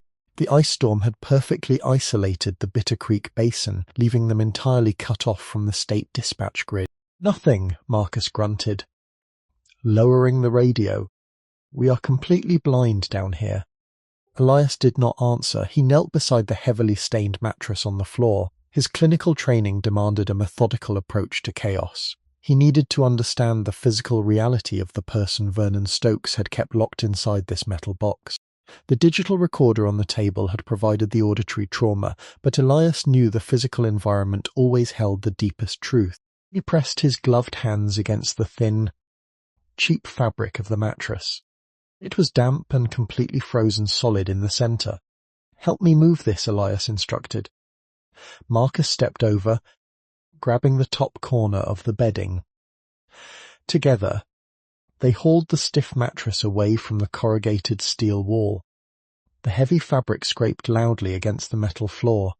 A sharp draft of sub-zero air immediately hit Elias in the face. He aimed his heavy-duty flashlight at the exposed wall panel. Located exactly 10 inches above the floorboards was a jagged, artificial opening. Someone had painstakingly punched a hole through the corrugated steel, working from the inside of the shipping container outward. The gap was roughly 5 inches across, just wide enough to accommodate a human hand and a forearm. The harsh, grey daylight of the compound filtered dimly through the opening. Elias leaned in close. He inspected the perimeter of the hole. The sharp, rusted edges of the torn steel were meticulously wrapped. Strips of faded blue denim and thick layers of grey duct tape padded the metal, creating a safe, smoothed boundary. He shone the flashlight directly through the gap. The beam cut across the 10-foot span of open air and illuminated the massive, heavy chain link of the fourth animal enclosure. The hole in the shipping container aligned perfectly with the concrete pad where the giant bobcat had been tethered. From this vantage point, Elias could see the heavy galvanized center post and the deeply gouged concrete. "What are you looking at?" Marcus asked, crouching beside him. The captive was not just an audience, Elias murmured. They were interacting. Elias reached his hand carefully into the padded gap. He felt along the bottom edge of the metal tunnel. His fingers brushed against something small, hard, and definitively out of place. He pinched the object and pulled it back into the bright beam of his flashlight. It was a small, desiccated chicken bone. He reached back into the gap. He retrieved a hardened crust of stale bread, followed by a torn, empty packet of high-calorie survival gel. The fragmented pieces of the nightmare rapidly began to assemble themselves into a clear, devastating narrative. Elias sat back on his heels. The cold anger in his chest shifted into a profound, heavy sorrow. Stokes had purchased this remote property to breed biological weapons. He had built the heavy cages to hold massive predators. He had wired the external speaker to loop a recording of a desperate, terrified human voice, actively conditioning the animals to associate human distress with aggression, starvation, or punishment. It was a crude, brutal form of psychological training designed to create the perfect, vicious guard animal for illegal cartels. But Stokes had underestimated the fundamental nature of survival. "Look at the food," Elias told Marcus, holding up the small bone and the empty gel packet. "Table scraps," Marcus noted. "Rations," Elias corrected firmly. Stokes was starving the cat to keep it aggressive. But the person locked in this box was taking whatever meagre food Stokes threw at them and pushing it through this hole. They were feeding the monster. Marcus stared at the padded edges of the steel gap. The cynical lines on his weathered face deepened. The heavy, spiraling scar on the Bobcat's left front forearm suddenly made perfect sense. It was not just a brand of captivity. It was a record of an attempted rescue. "The tether," Elias continued, his voice dropping to a low clinical register as the forensic evidence painted the picture. The heavy brass swivel clip on the steel cable. The captive was reaching through this gap. They were trying to manipulate the locking mechanism on the animal S leg to set it free. That explains the localized infection Sarah found in the blood work. The constant friction of the captive pulling at Mott feet. The heavy metal snare caused chronic tissue damage. "And the ruined teeth," Marcus added, pointing toward the heavy cage outside. The cat was not biting the chain link just to escape the compound. It was biting the steel mesh to get closer to this wall. The dynamic was astonishing. Placed in adjacent cages of torture, the massive predator and the unknown captive had formed a desperate cross-species alliance. The animal had not become the vicious killer Stokes had intended. Instead, the profound isolation had forced a bond. The captive had tamed the giant. They had shared warmth, scarce calories, and an agonizing proximity through a 5-inch hole in a rusted wall. Elias stood up. He walked back to the folding table and looked at the digital voice recorder. The recorded voice was high, panicked, and fractured by static. It was a looped mechanism of torture. But Elias remembered the trauma bay at the clinic. He remembered the exact cadence of the sound the Bobcat had pushed through its damaged vocal cords. He closed his eyes, isolating the auditory memory. The sound the animal made on the surgical table had been distinctly different from the harsh recording on the table. The syllables the bobcat produced were soft, melodic, and strained. They lacked the sharp, echoing panic of the digital loop. They sounded intimate. They sounded exactly like a terrified whisper. The truth hit Elias with the physical force of a falling hammer. The animal had not learned those syllables from the loudspeaker above its cage. The speaker was just white noise. The bobcat had learned that specific, desperate mimicry directly from the captive. For months, perhaps years, the person locked inside this freezing container had sat against the corrugated wall. They had pressed their face to the 5-inch gap. They had whispered their terror into the darkness, directly into the tufted ears of the only living creature that offered them comfort. They had stroked the scarred fur and repeated the same fragile plea over and over again. Help. Please. Mort want to go home. The bobcat had absorbed the whisper. It had internalized the exact pitch and rhythm of its only friend in the world, locking the sound deep within its heavy, unnatural musculature. Elias, Marcus said sharply, breaking the silence. Look at the floor. Marcus had moved his flashlight beam away from the wall. He was illuminating the far corner of the shipping container, near the heavy steel door. A large, dark stain covered the wooden floorboards. It was completely frozen, creating a smooth, reflective surface under the harsh light. Elias crossed the room and crouched beside the pool. He did not need to run a chemical swab. The deep crimson colour and the heavy metallic smell lingering in the frozen air were unmistakable. It was a massive amount of blood. He looked closely at the edges of the frozen pool. Mixed into the dark red ice were thick, tawny brown hairs. It is feline, Elias confirmed, examining the coarse texture of the fur. This matches the shedding profile of the cat on my table. The final sequence of events crystallized perfectly. The heavy ledger book on the table stated Stokes needed to relocate the primary package to the Blackwood Ridge cabin before the blizzard hit. Stokes had arrived at the compound yesterday evening. He had unlocked the heavy deadbolt on the shipping container, intending to drag the captive out and move them to higher ground. But Stokes had not anticipated the bond. When Stokes opened the door, the giant bobcat had not cowered at the end of its chain. It had defended its territory. It had fought to protect the person behind the wall. The cat broke its own teeth trying to rip through the chain link when Stokes arrived, Elias deduced, pointing toward the bent mesh outside the container. Stokes had to subdue it to get to the captive. The sheer density of the animal S-bones means Stokes used something incredibly heavy, a steel pipe or the blunt edge of a tractor bucket. That is what caused the transverse fracture of the femur. He beat the cat down, dragged it out, and threw it in the snowplow bed to bleed out en route Tammany High. Marcus finished the thought. The officer checked the chamber of his sidearm, his face pale and rigid. Then he took the captive up the mountain. The sheer brutality of the timeline was suffocating. The animal had sacrificed itself against a heavily armed captor, taking a crippling blow to protect the voice in the wall. And after being dumped on the freezing asphalt, after being hit by a massive snowplow and dragged into a sterile trauma ward, the creature had refused to die. It had survived the hypothermia and the blood loss. Elias looked down at his own scarred hand. 10 years ago, his brother had died on Blackwood Ridge because Elias had misread the warning signs of the sky. He had failed to understand the environment. He had failed to listen. He was not going to make that mistake again. He finally understood the nystagmus. He understood the rhythmic twitching of the animal's eyes under the heavy anesthesia.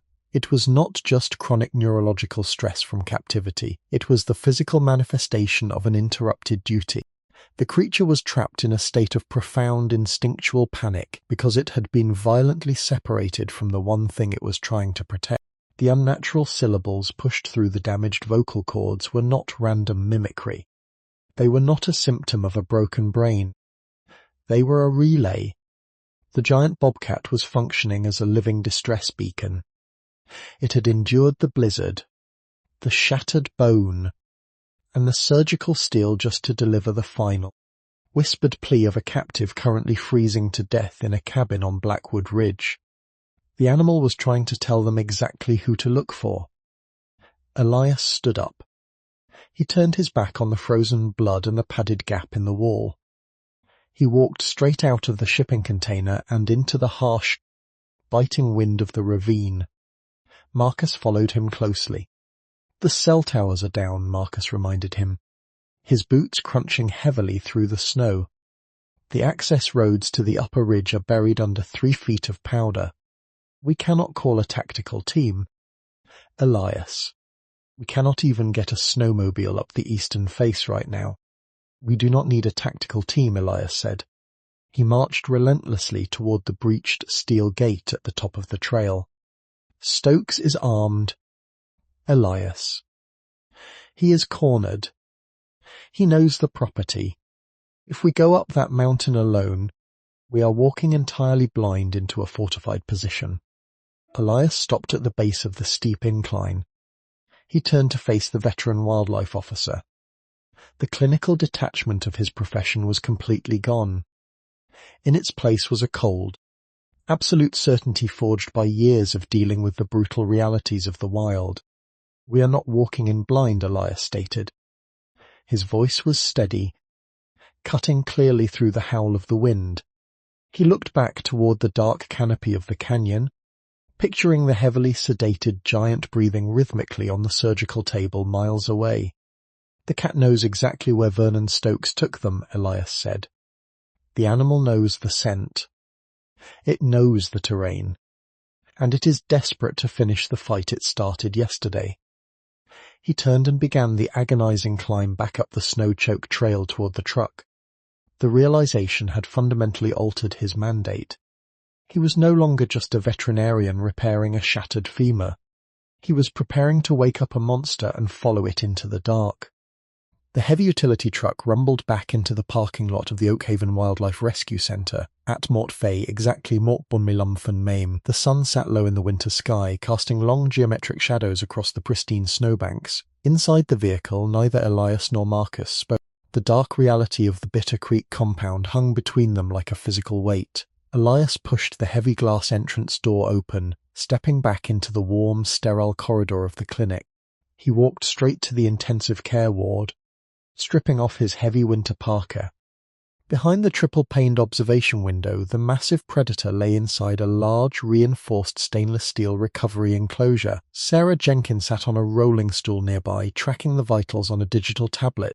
The room was perfectly temperature-controlled, yet Elias felt a profound internal chill that had nothing to do with the Colorado winter.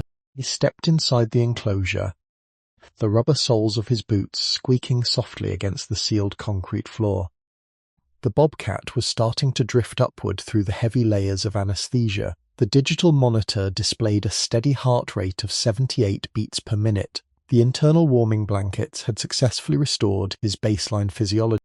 The titanium compression plate hidden beneath the shaved, stitched muscle of his right thigh was perfectly stable, but the animal was not at peace. Even in the deepest state of sedation, the massive skull shifted rhythmically from side to side. The tufted ears twitched forward, flattening tightly against the bone whenever the heating vents clicked. The left eyelid was partially open. The amber iris rolled slowly, showing the unmistakable rapid oscillation of nystagmus. The neurological stress was a permanent spinning wheel inside the creature's mind. Elias stood motionless beside the metal enclosure. He stared down at the thick, pale snare scar wrapping around the left forearm. For 10 years, Elias had hidden behind the absolute certainty of science. He had used the cold language of veterinary medicine, milligrams, sutures, bone density, and cortisol levels, to build an impenetrable wall between himself and the world. He told himself he saved animals because it was his professional duty. He told himself the clinic was a sanctuary of logic. It was a lie. The physical reality of the giant bobcat shattered the illusion completely. Looking down at the scarred predator, Elias did not see an exotic anomaly or a veterinary success story. He saw a perfect, devastating mirror of his own internal architecture. The animal had spent years chained to a galvanized post, confined within a perimeter determined by a 3/8" steel cable. It had spent its entire existence pacing that small, concrete circle, biting the heavy chain link wire until its teeth were worn flat. It had resisted the confinement with a desperate, frantic energy, refusing to become the unthinking weapon Vernon Stokes had tried to engineer. Elias knew that exact perimeter. He had spent the last decade pacing a similar cage of his own construction. The sudden winter squall on Blackwood Ridge had not just taken his younger brother, it had locked Elias into a permanent psychological confinement. The specific, unrevealed detail of that terrible afternoon surfaced in his memory, vercepte hat absolute clarity. It was not just that he had chosen to push forward for one more mile against a dropping barometer. The true horror was that he had dropped his brother S-hand. When the whiteout hit, the wind had achieved a blinding velocity of 60 miles per hour. The snow was a solid, suffocating wall. His brother had slipped near the edge of the glacial moraine, his fingers brushing against Elias' heavy wool mitten. Elias had gripped the fabric for 3 agonizing seconds, but the sheer physical weight of the wind had stripped his fingers away. He had chosen survival over the absolute risk of holding on. He had stepped back into the relative safety of the tree line, leaving his brother to be swallowed by the mountain. He had chosen logic over loyalty. He had lived, and that choice had branded his soul with a pale, permanent scar that no professional success could ever heal. Ever since that afternoon, Elias had used the rescue center as a way to rewrite the past. Every shattered animal he stitched back together was a desperate attempt to find his brother in the dark.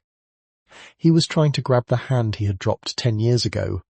The giant bobcat had faced the exact same choice yesterday evening.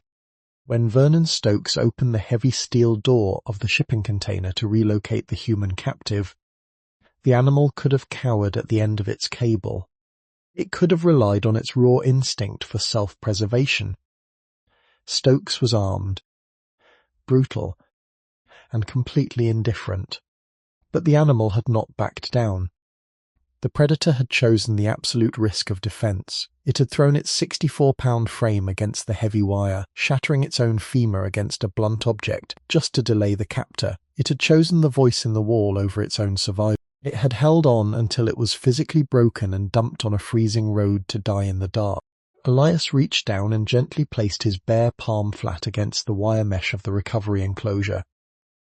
The matted, tawny fur of the animal's flank rose and fell against the steel. "He is trying to go back," Sarah said quietly from the doorway. She had set the digital tablet down. "Motkar Vekep, Elias."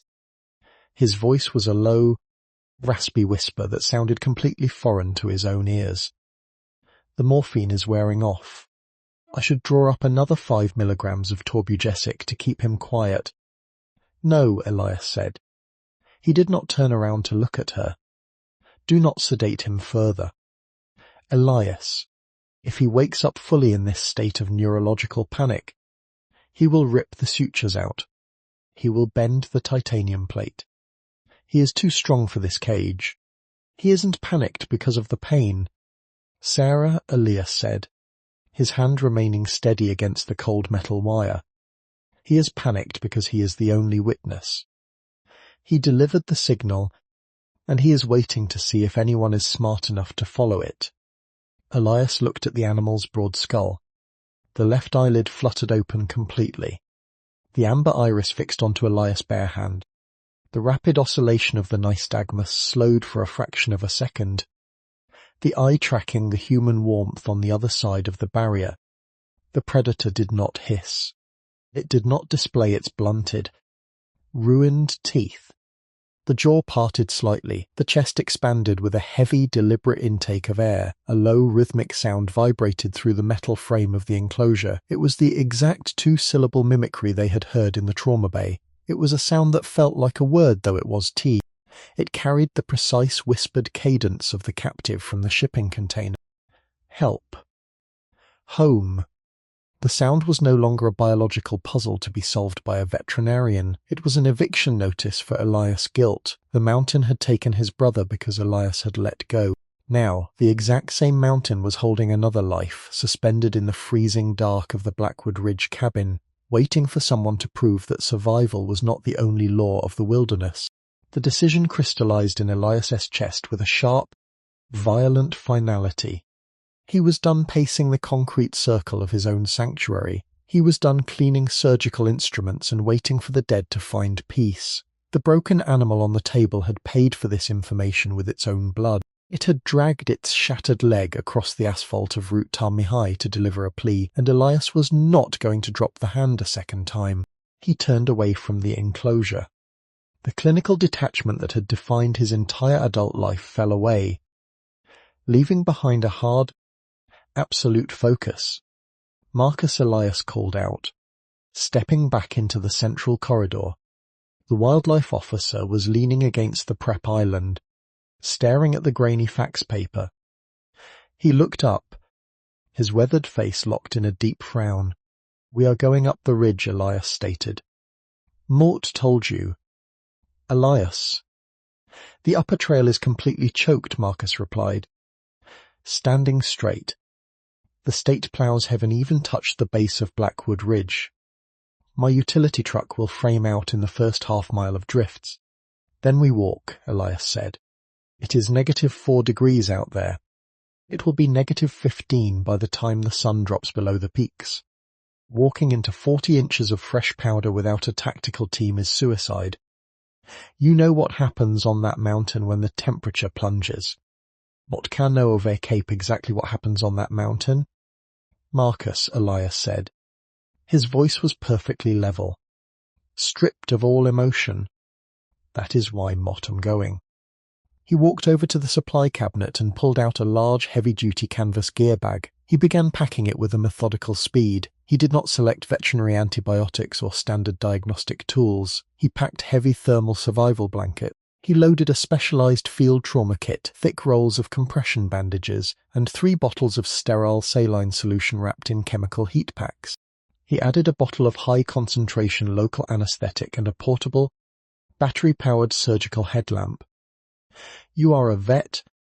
"Elias," Marcus said, stepping into the supply room, his heavy hand coming down on Elias's shoulder. "Your job ends when the animal is stable. This is a law enforcement tracking situation. Let me wait for the cell towers to clear. Let me handle Stokes." Elias looked down at Marcus's hand, then looked directly into the officer's eyes. "Stokes didn't just abuse a cat." "Marcus," Elias explained. "He engineered a weapon. He spent 6 years conditioning that animal to associate a human life with absolute terror. And right now, the only person who can pacify that weapon is currently freezing to death in a cabin 40 miles from here." Elias zipped the canvas bag closed with a sharp, definitive scrape of the metal teeth. "The cat is the only tracker we have who knows the exact scent profile of that specific container," Elias continued. "He knows the layout of the ridge. If you go up there with a standard tactical team, you will scare Stokes into doing something irreversible. But if Mott go up there with the animal, we break the conditioning. We turn the weapon back into a protector." Marcus stared at him for 5 long seconds. He saw the shift in the veterinarian's eyes.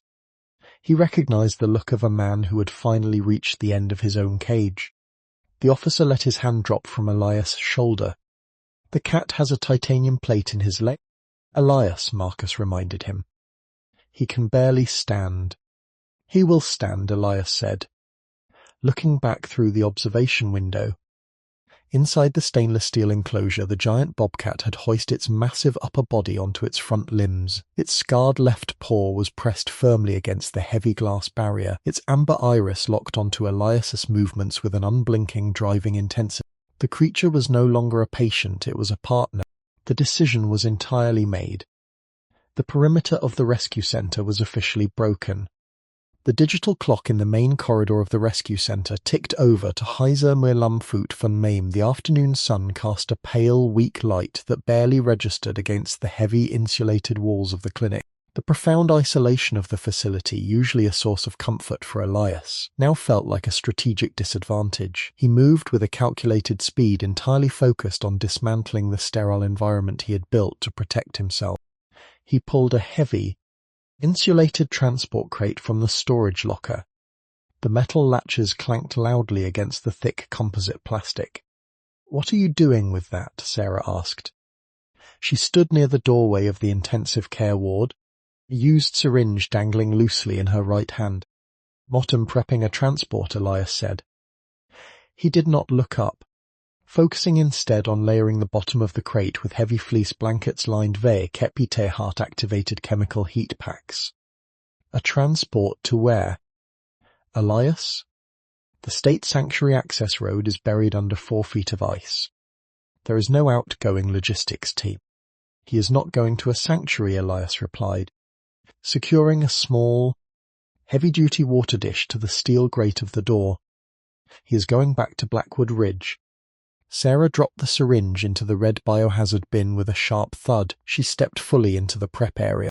The 28-year-old technician possessed a sharp observational intelligence honed by years of handling volatile predators, and she recognized a catastrophic shift in protocol immediately. "Elias, look at me," Sarah demanded. Her voice carried the authoritative tone she usually reserved for panicked interns. Elias finished securing the water dish. He turned around. "You put a 12-centimeter titanium plate in his femur 5 hours ago," Sarah stated, her words sharp and clinical. "You sutured 6 major lacerations along his flank. He is heavily compromised by blood loss, hypothermia, and a chronic neurological disorder. If you take him out into negative 15 degrees, he will seize. He will rip out the surgical hardware. He will absolutely die. If he stays here, someone else dies," Elias said, his voice flat. Sarah stared at him. She looked past Elias to Marcus Vance, who was currently standing near the reception desk, checking the heavy action of a state-issued Muay-gauge shotgun. "What is going on?" Sarah asked. "What did you find down in Bitter Creek?" Elias walked over to the stainless steel prep island. He picked up the heavy canvas trauma bag he had packed moments earlier. He checked the inventory one last time, ensuring the thermal blankets and sterile saline were properly insulated against the brutal cold. "We found a shipping container," Sarah, Elias explained softly. "Vernon Stokes was using it to hold a hostage. The animal was to just a guard dog. It was a witness. And it learned to mimic that distress call because it was trying to protect the person locked behind the wall." Sarah's eyes widened. She instinctively looked back toward the observation window, her gaze fixing on the scarred giant resting inside the steel enclosure. "Stokes moved the captive last night," Elias continued. "He took them to a cabin on Blackwood Ridge to hide them from the storm. The Bobcat fought back during the transport. That is how he broke his leg. That is why he was dumped on the highway." Sarah absorbed the information. The clinical reality of the injured animal suddenly expanded, revealing a terrifying human cough. She looked down at her own hands, encased in blue latex. "But Elias," she started, her voice faltering slightly. "You cannot use a crippled animal as a tracking hound. It goes against everything we do here. We are a sanctuary, not a law enforcement auxiliary." Elias closed the canvas bag. He met her gaze completely. "Mort know the rules of this clinic," Elias said. "Mort wrote half of them, but those rules were designed to repair natural accidents, a broken wing from a high wind, a fractured shell from a falling rock. The wilderness operates on a brutal logic, but it is fair. What happened to that animal and what is happening to the person on that mountain is not a natural accident, it is a calculated cruelty." He stepped closer to Sarah. The fluorescent light highlighted the deep, permanent exhaustion etched into his features. "Mort spent 10 years trying to convince myself that stitching up the collateral damage was enough," Elias whispered. "Mort let go of my brother S-hand because Mort calculated the risk and chose safety. Mort have been hiding in this clinic ever since, pretending Mort can balance the ledger by fixing what is already broken. But Mort am not hiding today. Mort am going back up the ridge." Sarah looked at the deep scar on Elias's right hand. She had seen it 1,000 times, but she had never understood the true weight it carried until this moment. She saw the absolute, terrifying resolve in his posture. He was a man who had finally found a reason to break his own containment. "He needs constant fluid management," Sarah said quietly. Mort packed an insulated IV rig, Elias. The cold will affect the viscosity of the morphine. You have to regulate the dosage manually. If you push it too fast, his heart rate will crash. What can no overcap, Elias said. Sarah took a deep breath. She reached into her pocket and pulled out a small, heavily insulated lockbox. She opened the lid and removed 2 specialized, auto-injectable vials of high-grade epinephrine. She held them out to Elias. If his core temperature drops below 90 degrees, his heart will stop, Sarah instructed, her professional demeanor returning entirely. Do not hesitate. Inject directly into the right quadriceps muscle, above the surgical plating. Elias took the vials. He placed them carefully into the internal pocket of his heavy winter parka. Thank you, Sarah, he said. Mottom logging this as a controlled medically necessary transport for advanced diagnostic imaging at the State University, Sarah stated, turning back toward the computer terminal. That gives you 24 hours before the county board realizes you stole a patient and walked into a blizzard. Bring him back, Elias. Elias nodded. He picked up the canvas trauma bag and walked out of the prep area. Marcus was waiting in the lobby.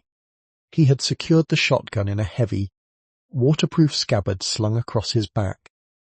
He held a large, laminated topographical map of Blackwood Ridge, studying the intricate contour lines marking the steep elevations. Mort know the cabin, Marcus said, tracing a thick, gloved finger over the map. It is an old forestry service line shack, abandoned in the late 90s. It sits right on the edge of the glacial moraine, just past the timberline. It is entirely exposed to the wind. How far up? Elias asked, dropping the trauma bag onto the floor tiles. 6 miles past the trailhead, Marcus replied. The elevation gain is brutal. 3,000 feet of steep switchback. My utility truck will only get us to the lower parking lot. After that, we are on foot. 6 miles is a long way for a cat with a broken femur, Elias noted. Mottom not making the animal walk, Marcus said. The wildlife officer walked out the front doors and pulled a massive, heavy-duty plastic sled from the bed of his truck. He dragged the sled into the lobby. It was designed for hauling heavy game carcasses out of the deep wood. The thick, reinforced plastic base was built to glide effortlessly over deep snow. Elias understood the plan instantly. He walked back into the intensive care ward. He retrieved a heavy leather tracking harness from the equipment locker.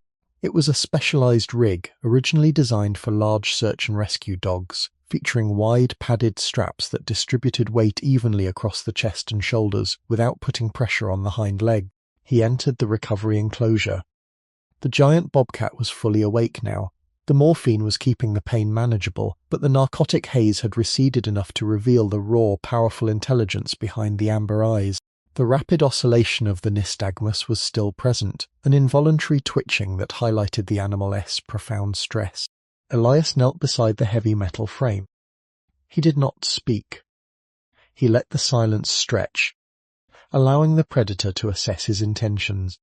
The bobcat's tufted ears swiveled, tracking the rustle of the heavy leather harness in Elias's hands. The massive head lowered, the chin resting heavily against the sealed concrete floor.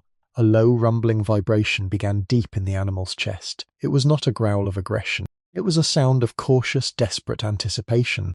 Elias reached out slowly. He slipped the thick leather collar over the broad skull. The animal did not flinch. He buckled the heavy brass clasps behind the ears. He guided the wide chest straps beneath the muscular forelimbs, carefully avoiding the thick, hairless snare scar on the left forearm.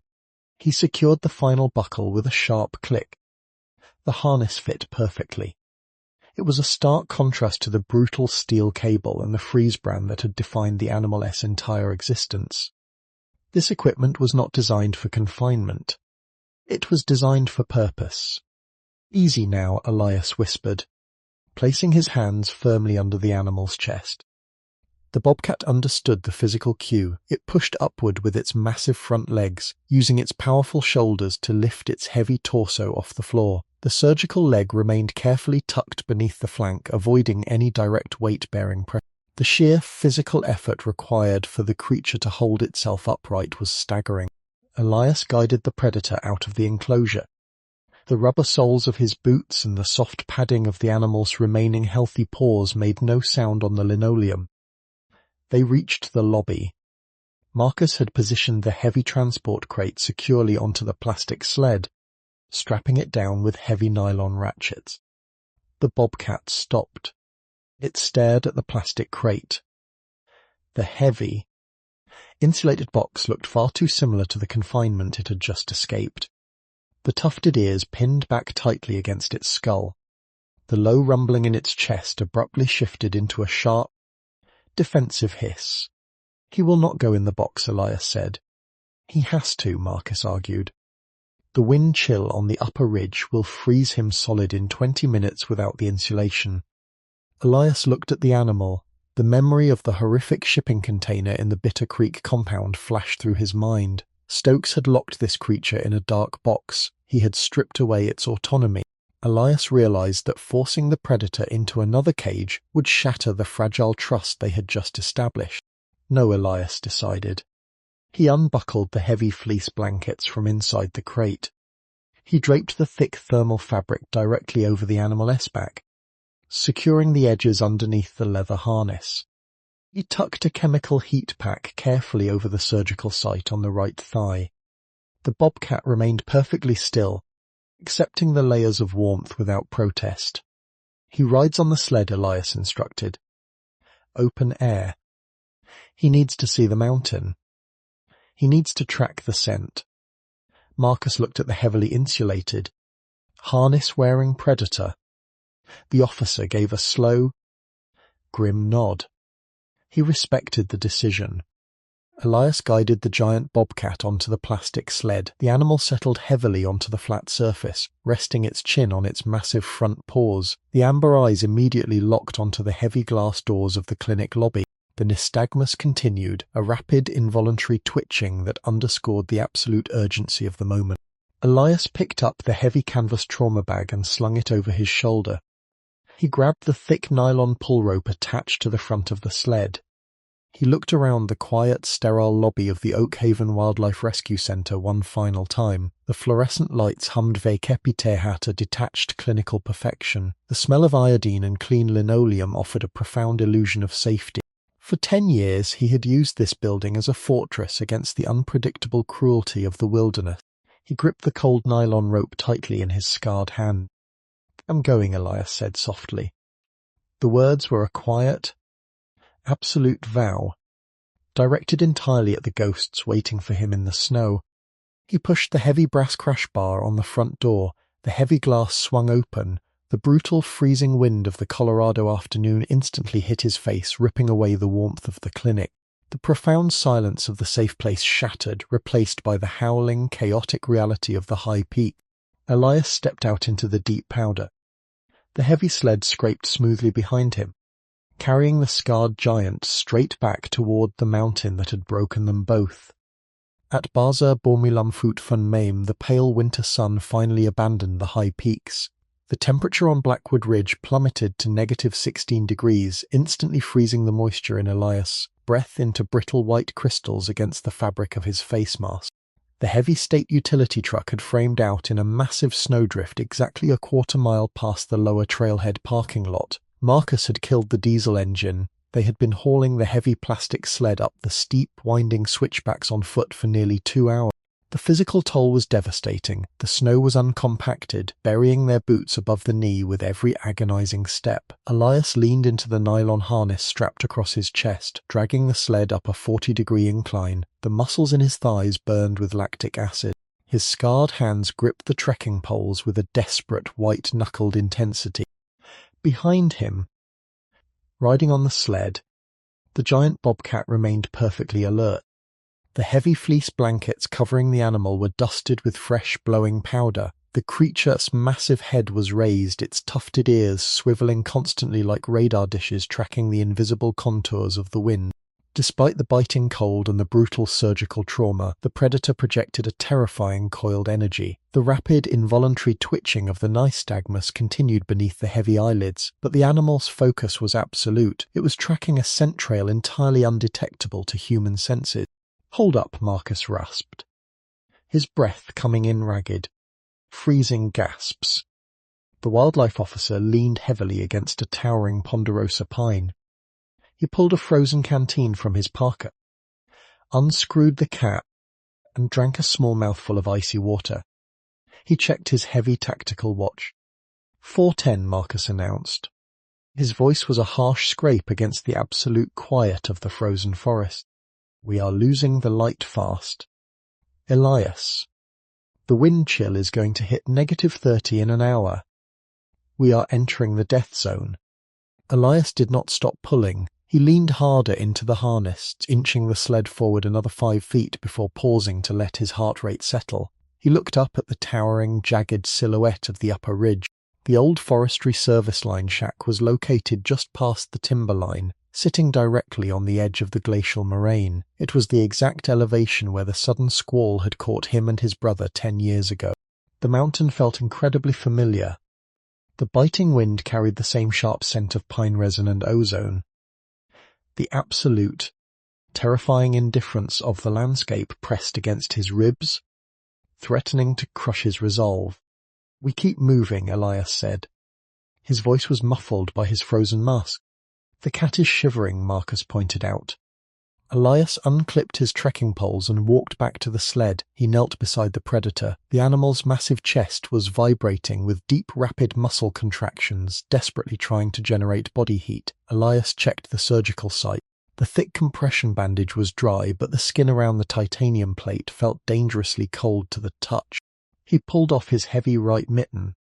He reached into his parka pocket and retrieved one of the auto-injectable vials of epinephrine Sarah had given him. He kept it clenched tightly in his bare fist, using his own body heat to keep the liquid from freezing. "We are running out of time," Elias muttered. He slipped the mitten back on. If his core temperature drops another 2 degrees, the morphine will stop processing. The pain will shock his system into cardiac arrest. "Stokes is not freezing," Marcus noted grimly. "He knows this mountain. He has a heavy generator in that cabin. He has propane. He is sitting behind reinforced timber walls, waiting out the cold, while the person he dragged up here is likely tied to a chair in an unheated back room." The reality of the captive-esque situation settled heavily over Elias. The person had survived years locked in a retrofitted shipping container, sharing table scraps through a 5-inch hole with a captive monster. They had survived a violent relocation. They had survived the freezing transport up the mountain. But human endurance had a hard biological limit, and Elias Canoeve caped exactly what that limit looked like. He had seen it on his brother's face 10 years ago. Elias walked back to the front of the sled and re-engaged the nylon harness. "How much further?" Elias asked. 2 miles, Marcus replied, pushing himself away from the pine tree. "The trail cuts across the eastern face. It is exposed. The wind is going to tear right through us." They resumed the grueling climb. The tree line began to thin out, the massive ponderosa pines giving way to stunted, wind-blasted scrub oak. The snowdrifts deepened significantly, piled high by the relentless force of the gale. The wind howled through the narrow rock chutes, a deafening, continuous roar that effectively erased all other sound. Elias fell into a rhythmic, mechanical trance. Step, pull, breathe, ignore the burning in his lungs, ignore the biting cold gnawing atmosphere his exposed skin. He focused entirely on the heavy weight of the sled dragging behind him. It was a tangible burden, a physical manifestation of the responsibility he had finally chosen to carry. After 45 minutes of brutal climbing, the trail abruptly leveled out. They had reached the edge of the glacial moraine. The landscape transformed instantly. The sheltering trees disappeared completely, replaced by a vast rolling expanse of jagged, snow-covered boulders and deep, treacherous ravines. The wind hit them with the physical force of a speeding truck. Elias stumbled backward, fighting to maintain his footing on the slick, frozen granite. Marcus grabbed Elias's shoulder, stabilizing him. The officer pointed a thick, gloved finger directly across the moraine. Sitting roughly 300 yards away, partially obscured by the blowing snow, was a dark rectangular shape. It was the old forestry service line shack. A thin grey stream of diesel smoke was tearing away horizontally from a rusted metal chimney pipe on the roof. The structure was heavily reinforced with thick timber logs and a pitched steel roof. A faint yellow light glowed behind the single small window facing the train. Vernon Stokes was inside. "We are here," Marcus shouted over the roar of the wind. He unslung the heavy Muay gauge shotgun from his back. He racked the slide with a sharp, mechanical clack, chambering a heavy slug. "Stay behind me, Elias." Stokes is armed and cornered. Elias unclipped the nylon harness from his chest. He let the heavy pull rope drop into the snow. He walked back to the sled. The giant bobcat was no longer lying flat. The massive predator had dragged its heavily muscled upper body upright. Its front paws were planted firmly on the edge of the plastic sled. The thick, hairless scar on the left forearm was clearly visible against the white background. The animal was staring intensely at the distant cabin. The nystagmus in the left eye was completely frantic, the amber iris jerking wildly from side to side. The low, rhythmic rumbling deep in the creature's chest had returned. It was a terrible, mechanical sound, vibrating with aggressive anticipation. Elias reached down and firmly gripped the heavy leather harness securing the animal. The leather was freezing cold. He could feel the incredible, coiled tension radiating through the thick straps. "He knows," Elias said. "He smells the smoke," Marcus replied, keeping his eyes locked on the cabin. "Or he smells the captive." "He smells Stokes," Elias corrected quietly.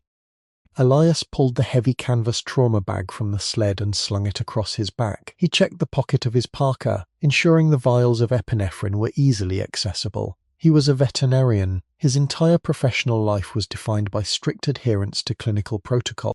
He operated in sterile environments, he used precise measurements, he prioritized safety and controlled outcomes above all else.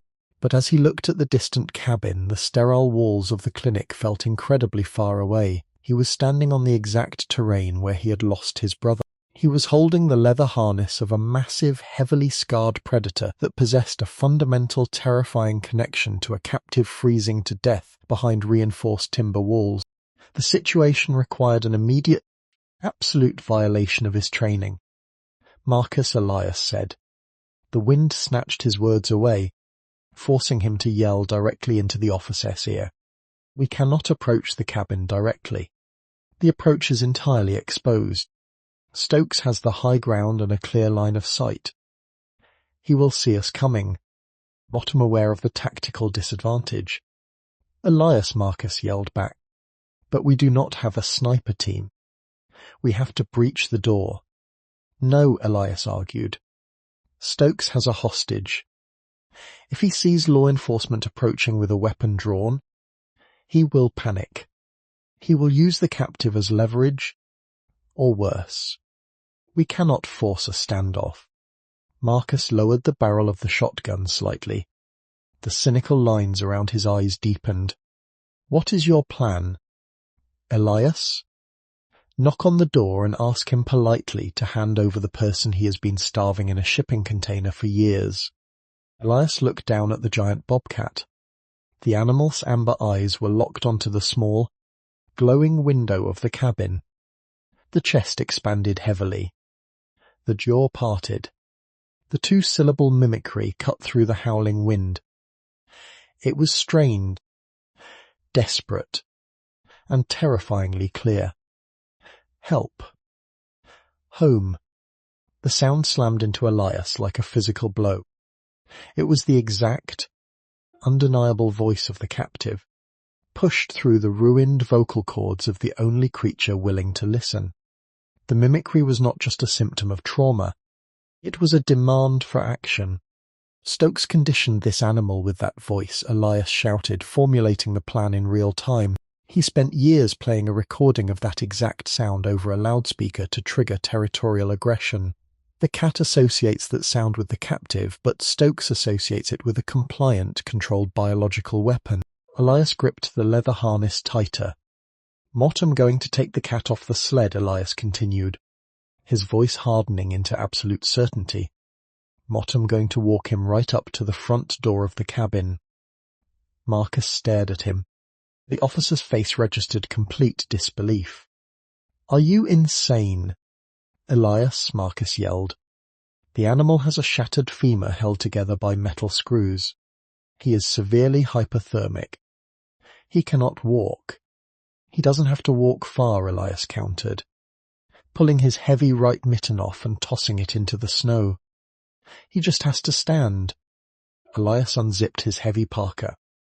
He reached into the internal pocket and pulled out the auto-injectable vial of epinephrine.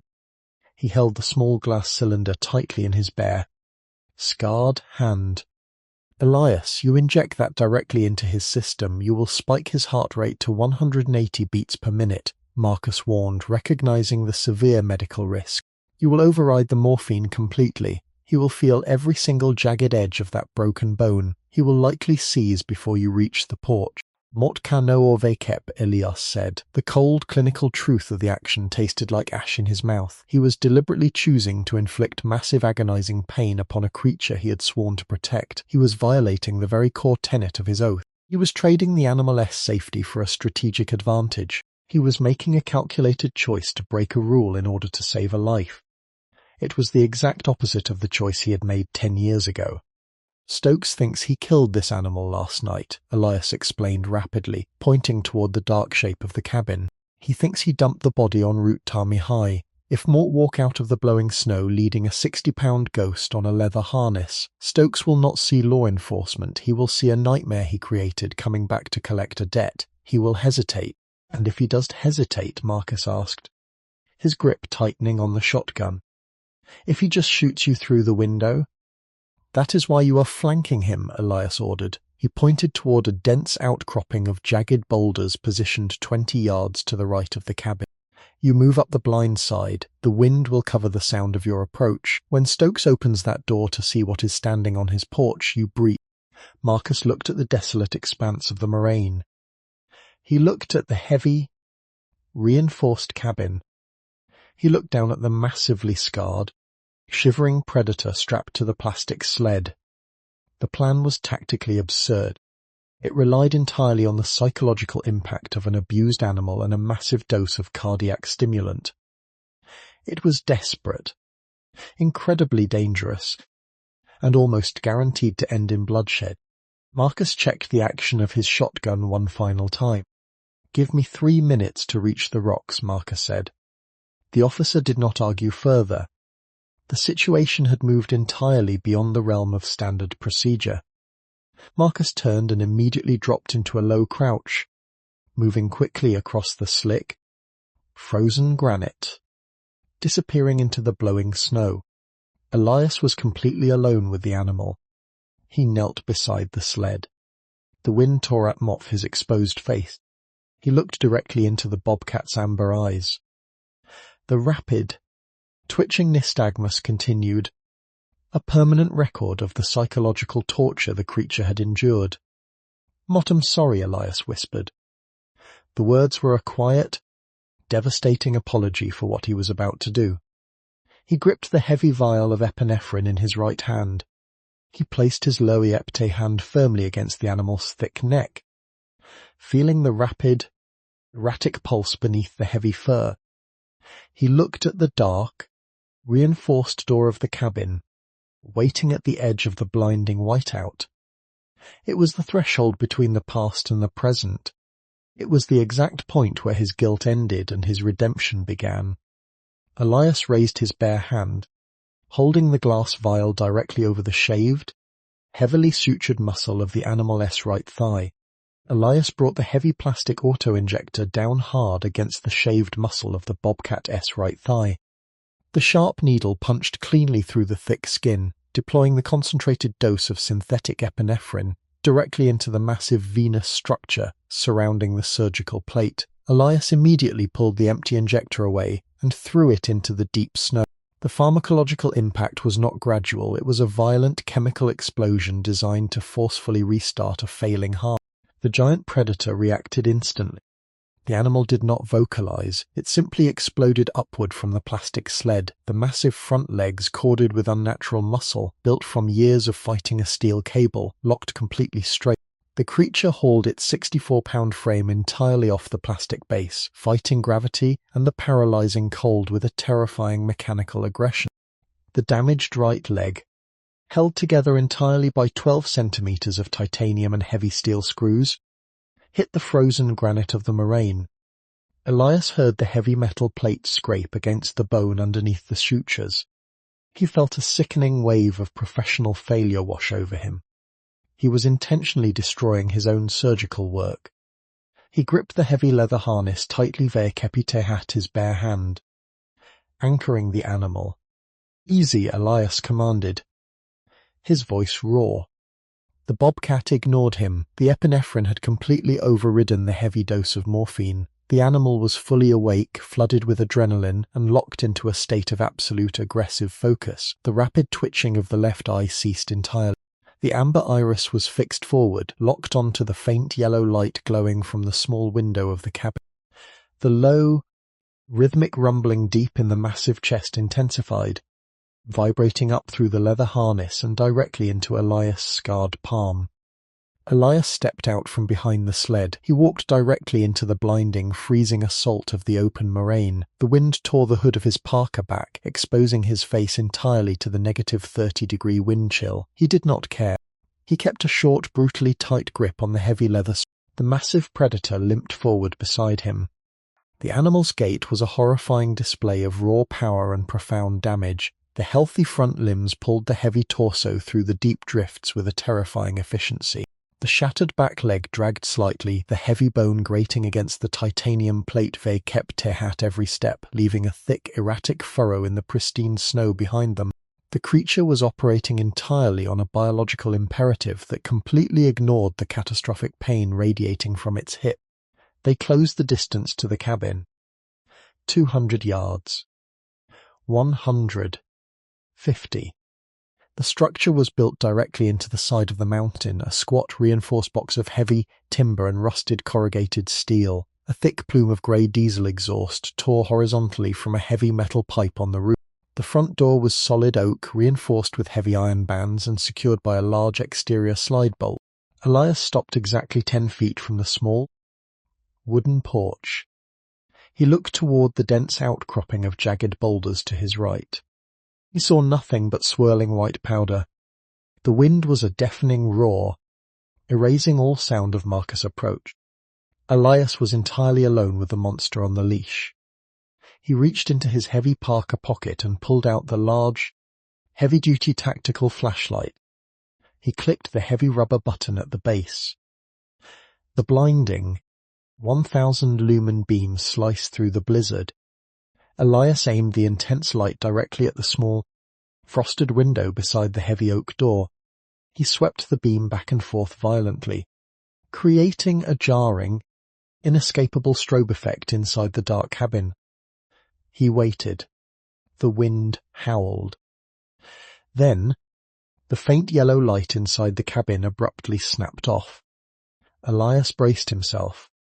He wrapped the heavy leather strap tightly around his bare wrist, cutting off the circulation entirely. The giant bobcat beside him stiffened. The tufted ears flattened completely against the broad skull. The massive chest expanded, pulling in a massive volume of freezing air. The heavy slide bolt on the inside of the oak door scraped loudly. The door swung outward. Vernon Stokes stood in the threshold. He was a large man, wearing a heavy, stained canvas coat and thick thermal overalls.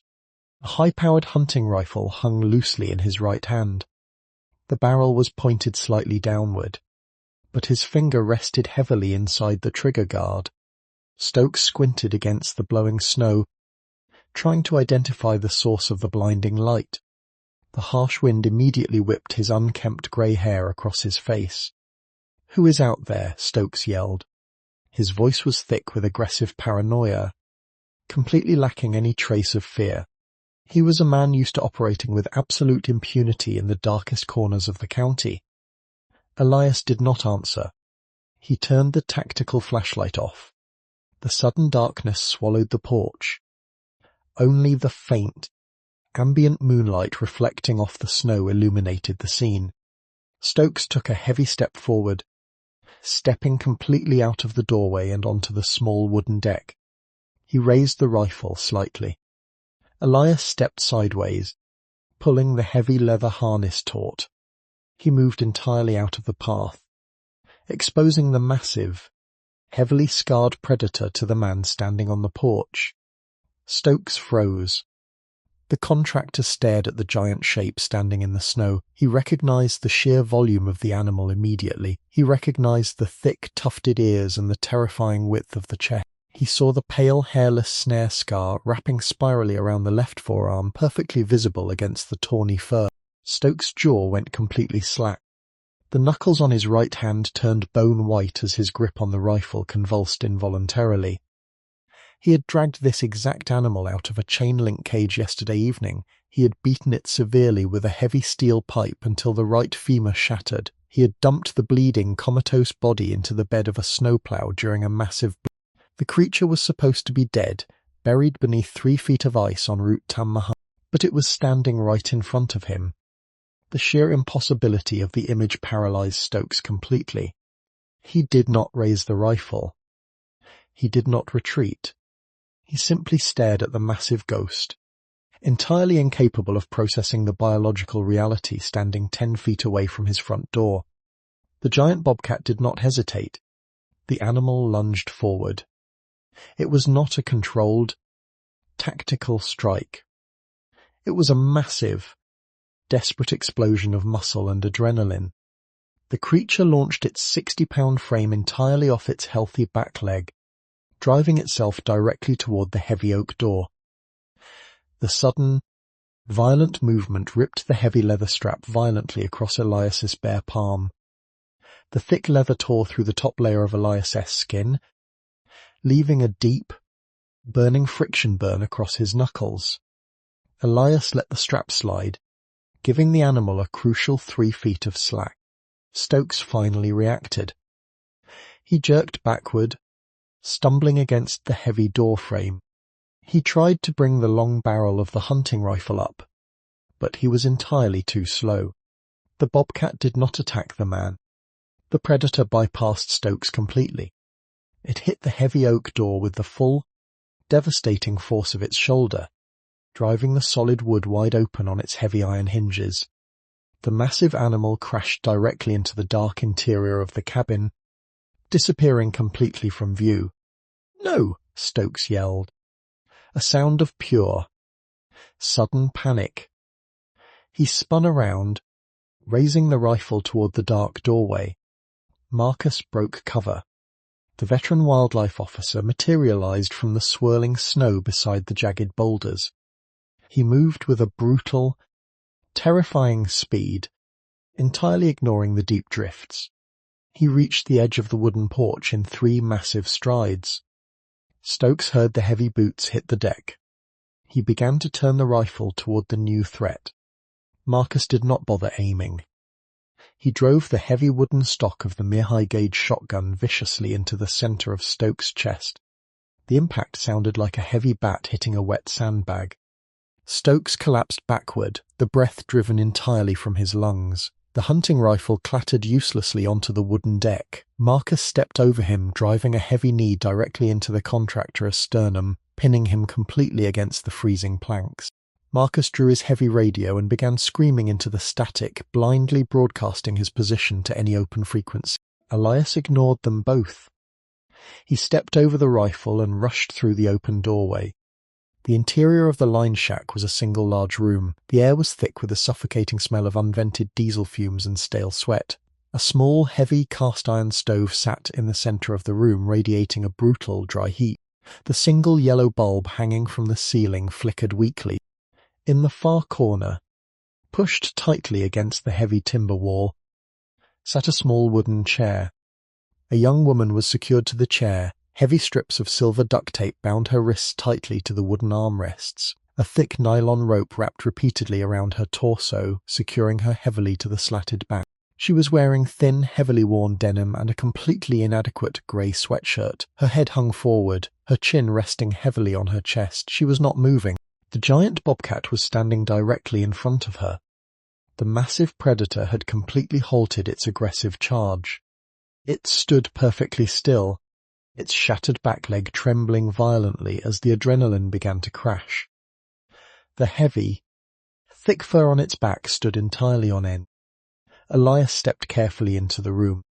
He reached into his pocket and pulled a sharp trauma scalpel from a sterile casing. He approached the chair slowly. The animal heard his boots against the wooden floorboards. The bobcat spun its massive head around. It bared its ruined, flattened teeth. A sharp, aggressive hiss filled the small cabin, a definitive warning to stay away. The creature had fought through a blizzard, a shattered bone, and a massive dose of cardiac stimulant to reach this specific corner of the room, and it was entirely prepared to defend it. Elias stopped. He held his hands up, palms open, showing the small, sharp blade clearly. "Easy," Elias whispered. He kept his voice incredibly low, matching the cadence he had used in the trauma ward. "Mott am here to fix it." The bobcat stared at the scarred hands. The rapid nystagmus twitched once, heavily. Then, the young woman in the chair stirred. The sharp hiss of the animal had broken through her exhaustion. She slowly raised her head. Her face was pale, heavily smudged with dirt, and drawn tight with chronic dehydration. She looked confused, entirely disoriented by the sudden chaos and the brutal dry heat of the cabin. She looked past Elias. She looked directly at the massive, scarred predator standing inches from her knees. She did not scream.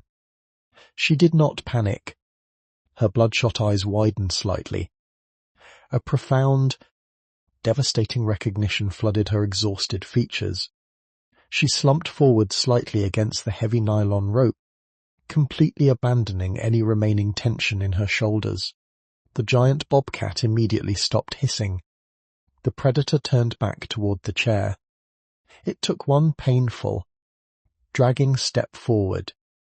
It lowered its massive, heavy skull and pressed the thick, tufted fur of its forehead directly into the center of the young woman's bound. Trembling hands. The animal exhaled deeply. The sound that followed was not a roar. It was not a growl. It was a strained, melodic vibration pushed violently through damaged vocal cords. The sound rose and fell with an eerie, unnatural cadence. It was the exact, two-syllable mimicry Elias had heard on the sterile steel examination table. A sound that felt like a word, though it was T. But this time, the sound was not a desperate beacon fired into the dark. It was a confirmation. It was a brutal, biological acknowledgement that the mission was complete. The young woman closed her eyes. Tears cut clean, rapid paths through the grime on her cheeks. She leaned her forehead forward, resting it heavily against the top of the animal's broad skull. "Motkano vekep," she whispered. Her voice was completely fractured, identical to the static-filled recording in the shipping container. "We re-home." Silence. Then nothing. The tension in the cabin shattered completely. The massive coiled energy of the predator vanished. The Bobcat-S shattered right leg finally gave out entirely. The massive creature collapsed heavily onto the wooden floorboards, the heavy titanium plate hitting the wood with a dull thud.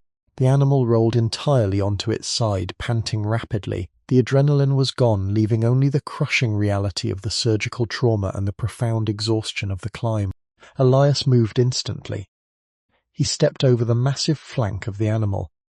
He used the sharp trauma scalpel to slice cleanly through the heavy layers of duct tape binding the woman's wrists. He cut the thick nylon rope securing her torso.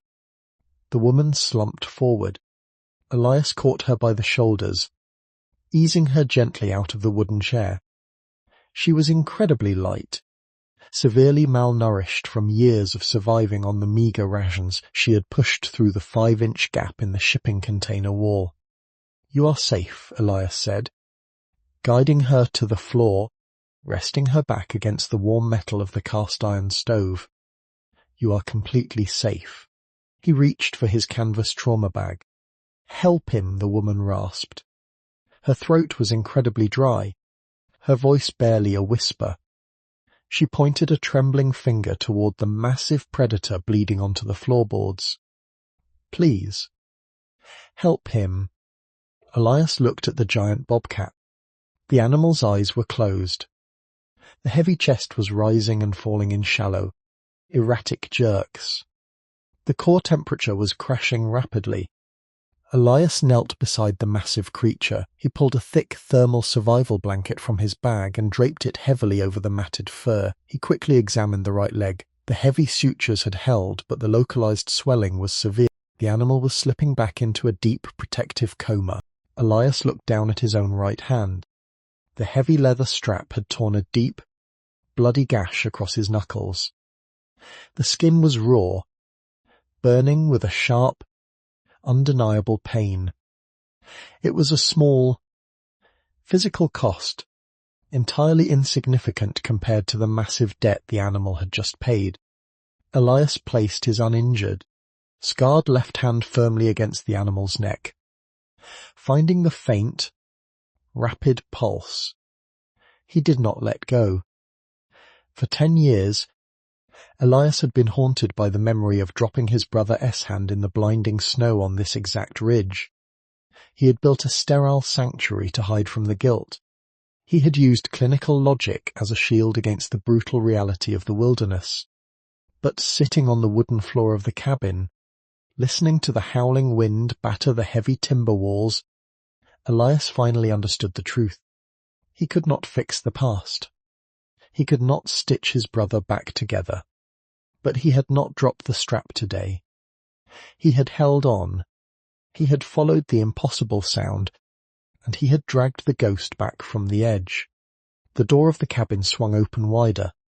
Marcus stepped inside, dragging a heavily subdued Vernon Stokes behind him.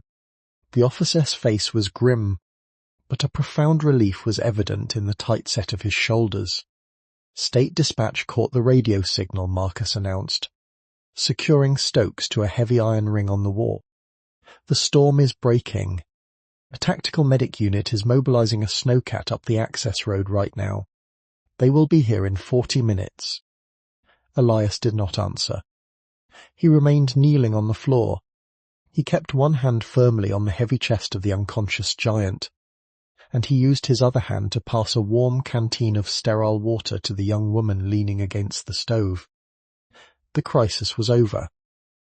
The long, terrifying echo of the shipping container had finally been answered. Elias looked at the small, frosted window of the cabin. The glass was black, reflecting the interior light against the dark expanse of the mountain. He finally felt the suffocating perimeter of his own guilt fracture and fall away, leaving him completely exposed, entirely terrified and finally, undeniably alive.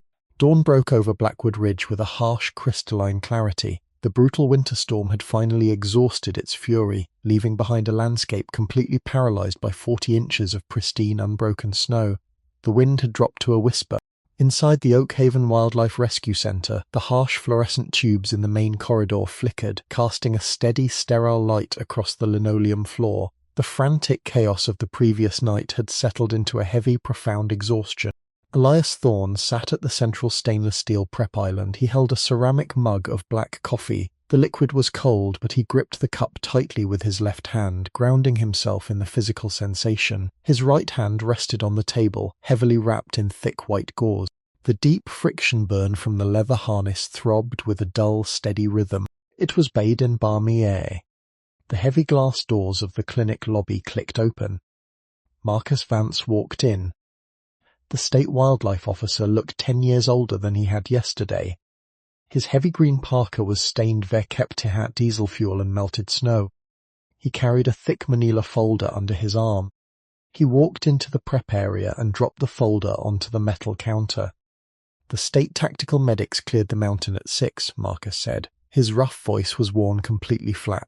They transported the young woman to the county hospital in a heated snowcat. She is severely dehydrated, malnourished, and suffering from minor frostbite, but she is stable. She is going to survive. Elias took a slow sip of the cold coffee. Does she have a name? Elena, Marcus replied. Opening the folder. She went missing from a rest stop in the next county 4 years ago. Stokes saw an opportunity. He grabbed her. He took her straight to the Bitter Creek compound. Vernon Stokes would never return to the high peaks. The state tactical unit had secured him entirely before dawn, transferring him immediately into federal custody due to the kidnapping charges. The sprawling, rusted compound in the ravine was already surrounded by crime scene tape, scheduled for complete dismantling by heavy machinery before the spring thaw. The man who had engineered a weapon out of profound cruelty was now permanently locked inside a concrete box of his own. Elias set the mug down. The clinical reality of the rescue was complete. The legal resolution was entirely in motion.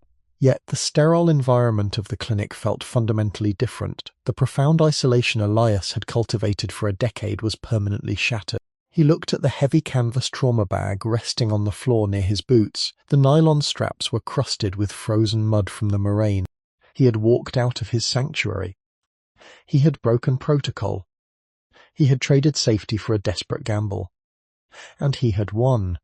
What happens to the property? Elias asked quietly. The state seizes it, Marcus said. It becomes protected watershed. No one will ever pour concrete down there again. Marcus closed the manila folder. He looked at Elias's bandaged hand. He did not offer any cynical commentary or rough humour. The veteran officer had witnessed an entirely impossible biological event on the mountain, and he understood the profound weight of what had transpired. Mortem going home? Elias, Marcus said. Get some sleep.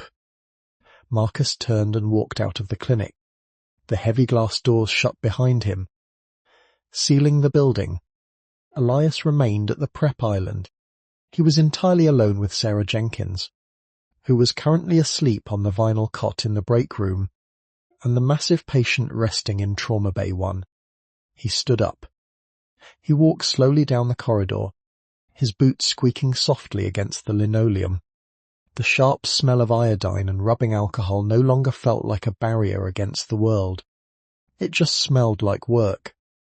He stopped in front of the intensive care ward. He looked through the triple-paned observation window. The giant bobcat lay inside the reinforced stainless steel recovery enclosure. The animal had survived the massive dose of epinephrine and the grueling transport back down the mountain. The core temperature was entirely stable. The shattered right femur remained perfectly aligned, the titanium plate holding the dense bone securely in place. The heavy, narcotic haze of the morphine had returned, keeping the predator largely subdued. Elias watched the massive chest rise and fall. We try to define the wilderness through mathematics. We measure territory in square miles. We track migration patterns with GPS collars. We calculate bite force and bone density to understand the exact mechanics of survival. We assume the natural world is driven entirely by cold instinct and caloric necessity. But science cannot measure the weight of an echo. It cannot quantify the precise volume of a whispered plea passing through a 5-inch gap in a rusted steel wall. It cannot map the neural pathways that force a 60-pound predator to absorb human terror until it becomes a permanent part of its own voice. Some bonds bypass biology completely. They are forged in absolute darkness. They are built entirely out of shared suffering and a desperate, fundamental refusal to die alone. Elias looked down at his bandaged right hand. 10 years ago, the mountain had demanded a choice, and Elias had chosen logic. He had chosen survival. He had carried the heavy, suffocating guilt of that decision every single day. He had built this clinic to atone for a silence he could never break. The bobcat had chosen differently. When the metal door opened, the animal had not calculated the odds. It had not considered the heavy steel pipe or the blistering cold. It had simply thrown its massive, broken body against the threat to protect a voice it barely understood. The predator had shown Elias exactly what loyalty looked like when it was stripped of all professional detachment. The rescue center would remain open. The shattered wings and fractured shells would continue to arrive. But Elias knew he was no longer hiding behind the stainless steel tables. The cage door was permanently open. Elias reached out and placed his bare left hand flat against the heavy glass of the observation window. Inside the enclosure, the giant bobcat stirred. The heavy layers of morphine could not entirely suppress the animal's awareness. The tufted ears twitched forward. The massive head lifted slowly from the sealed concrete floor. The left eyelid fluttered open. The amber iris fixed directly onto Elias. The rapid, involuntary twitching of the nystagmus was entirely gone. The profound neurological stress that had haunted the creature since its arrival was absent. The eye was steady, clear, and completely focused on the man standing on the other side of the barrier. The animal did not hiss. It did not produce the haunting, two-syllable mimicry of human distress. The desperate signal had been delivered and answered. The echo was finally silent. The bobcat sitting up in the recovery enclosure, staring through the glass at Elias, pressing its scarred left pave cap flat against the barrier. The thick, hairless scar wrapped spirally around the forearm, perfectly aligned with the white gauze covering Elias' hand. The physical barrier of the glass remained, but the profound isolation that had defined them both was completely shattered. They were two massive, scarred survivors staring up off each other across the divide, bound entirely by a desperate choice made in the freezing dark. The wilderness does not offer forgiveness. It only offers a second chance to stand your ground. If this story stayed with you, even a little, leave a simple one in the comments. If you believe some bonds don't need words to be real, type 0. Mort read every one of them. And if you want more stories like this, quiet, real, and unforgettable, make sure you subscribe. There's another story waiting for you. The heavy glass door clicked shut.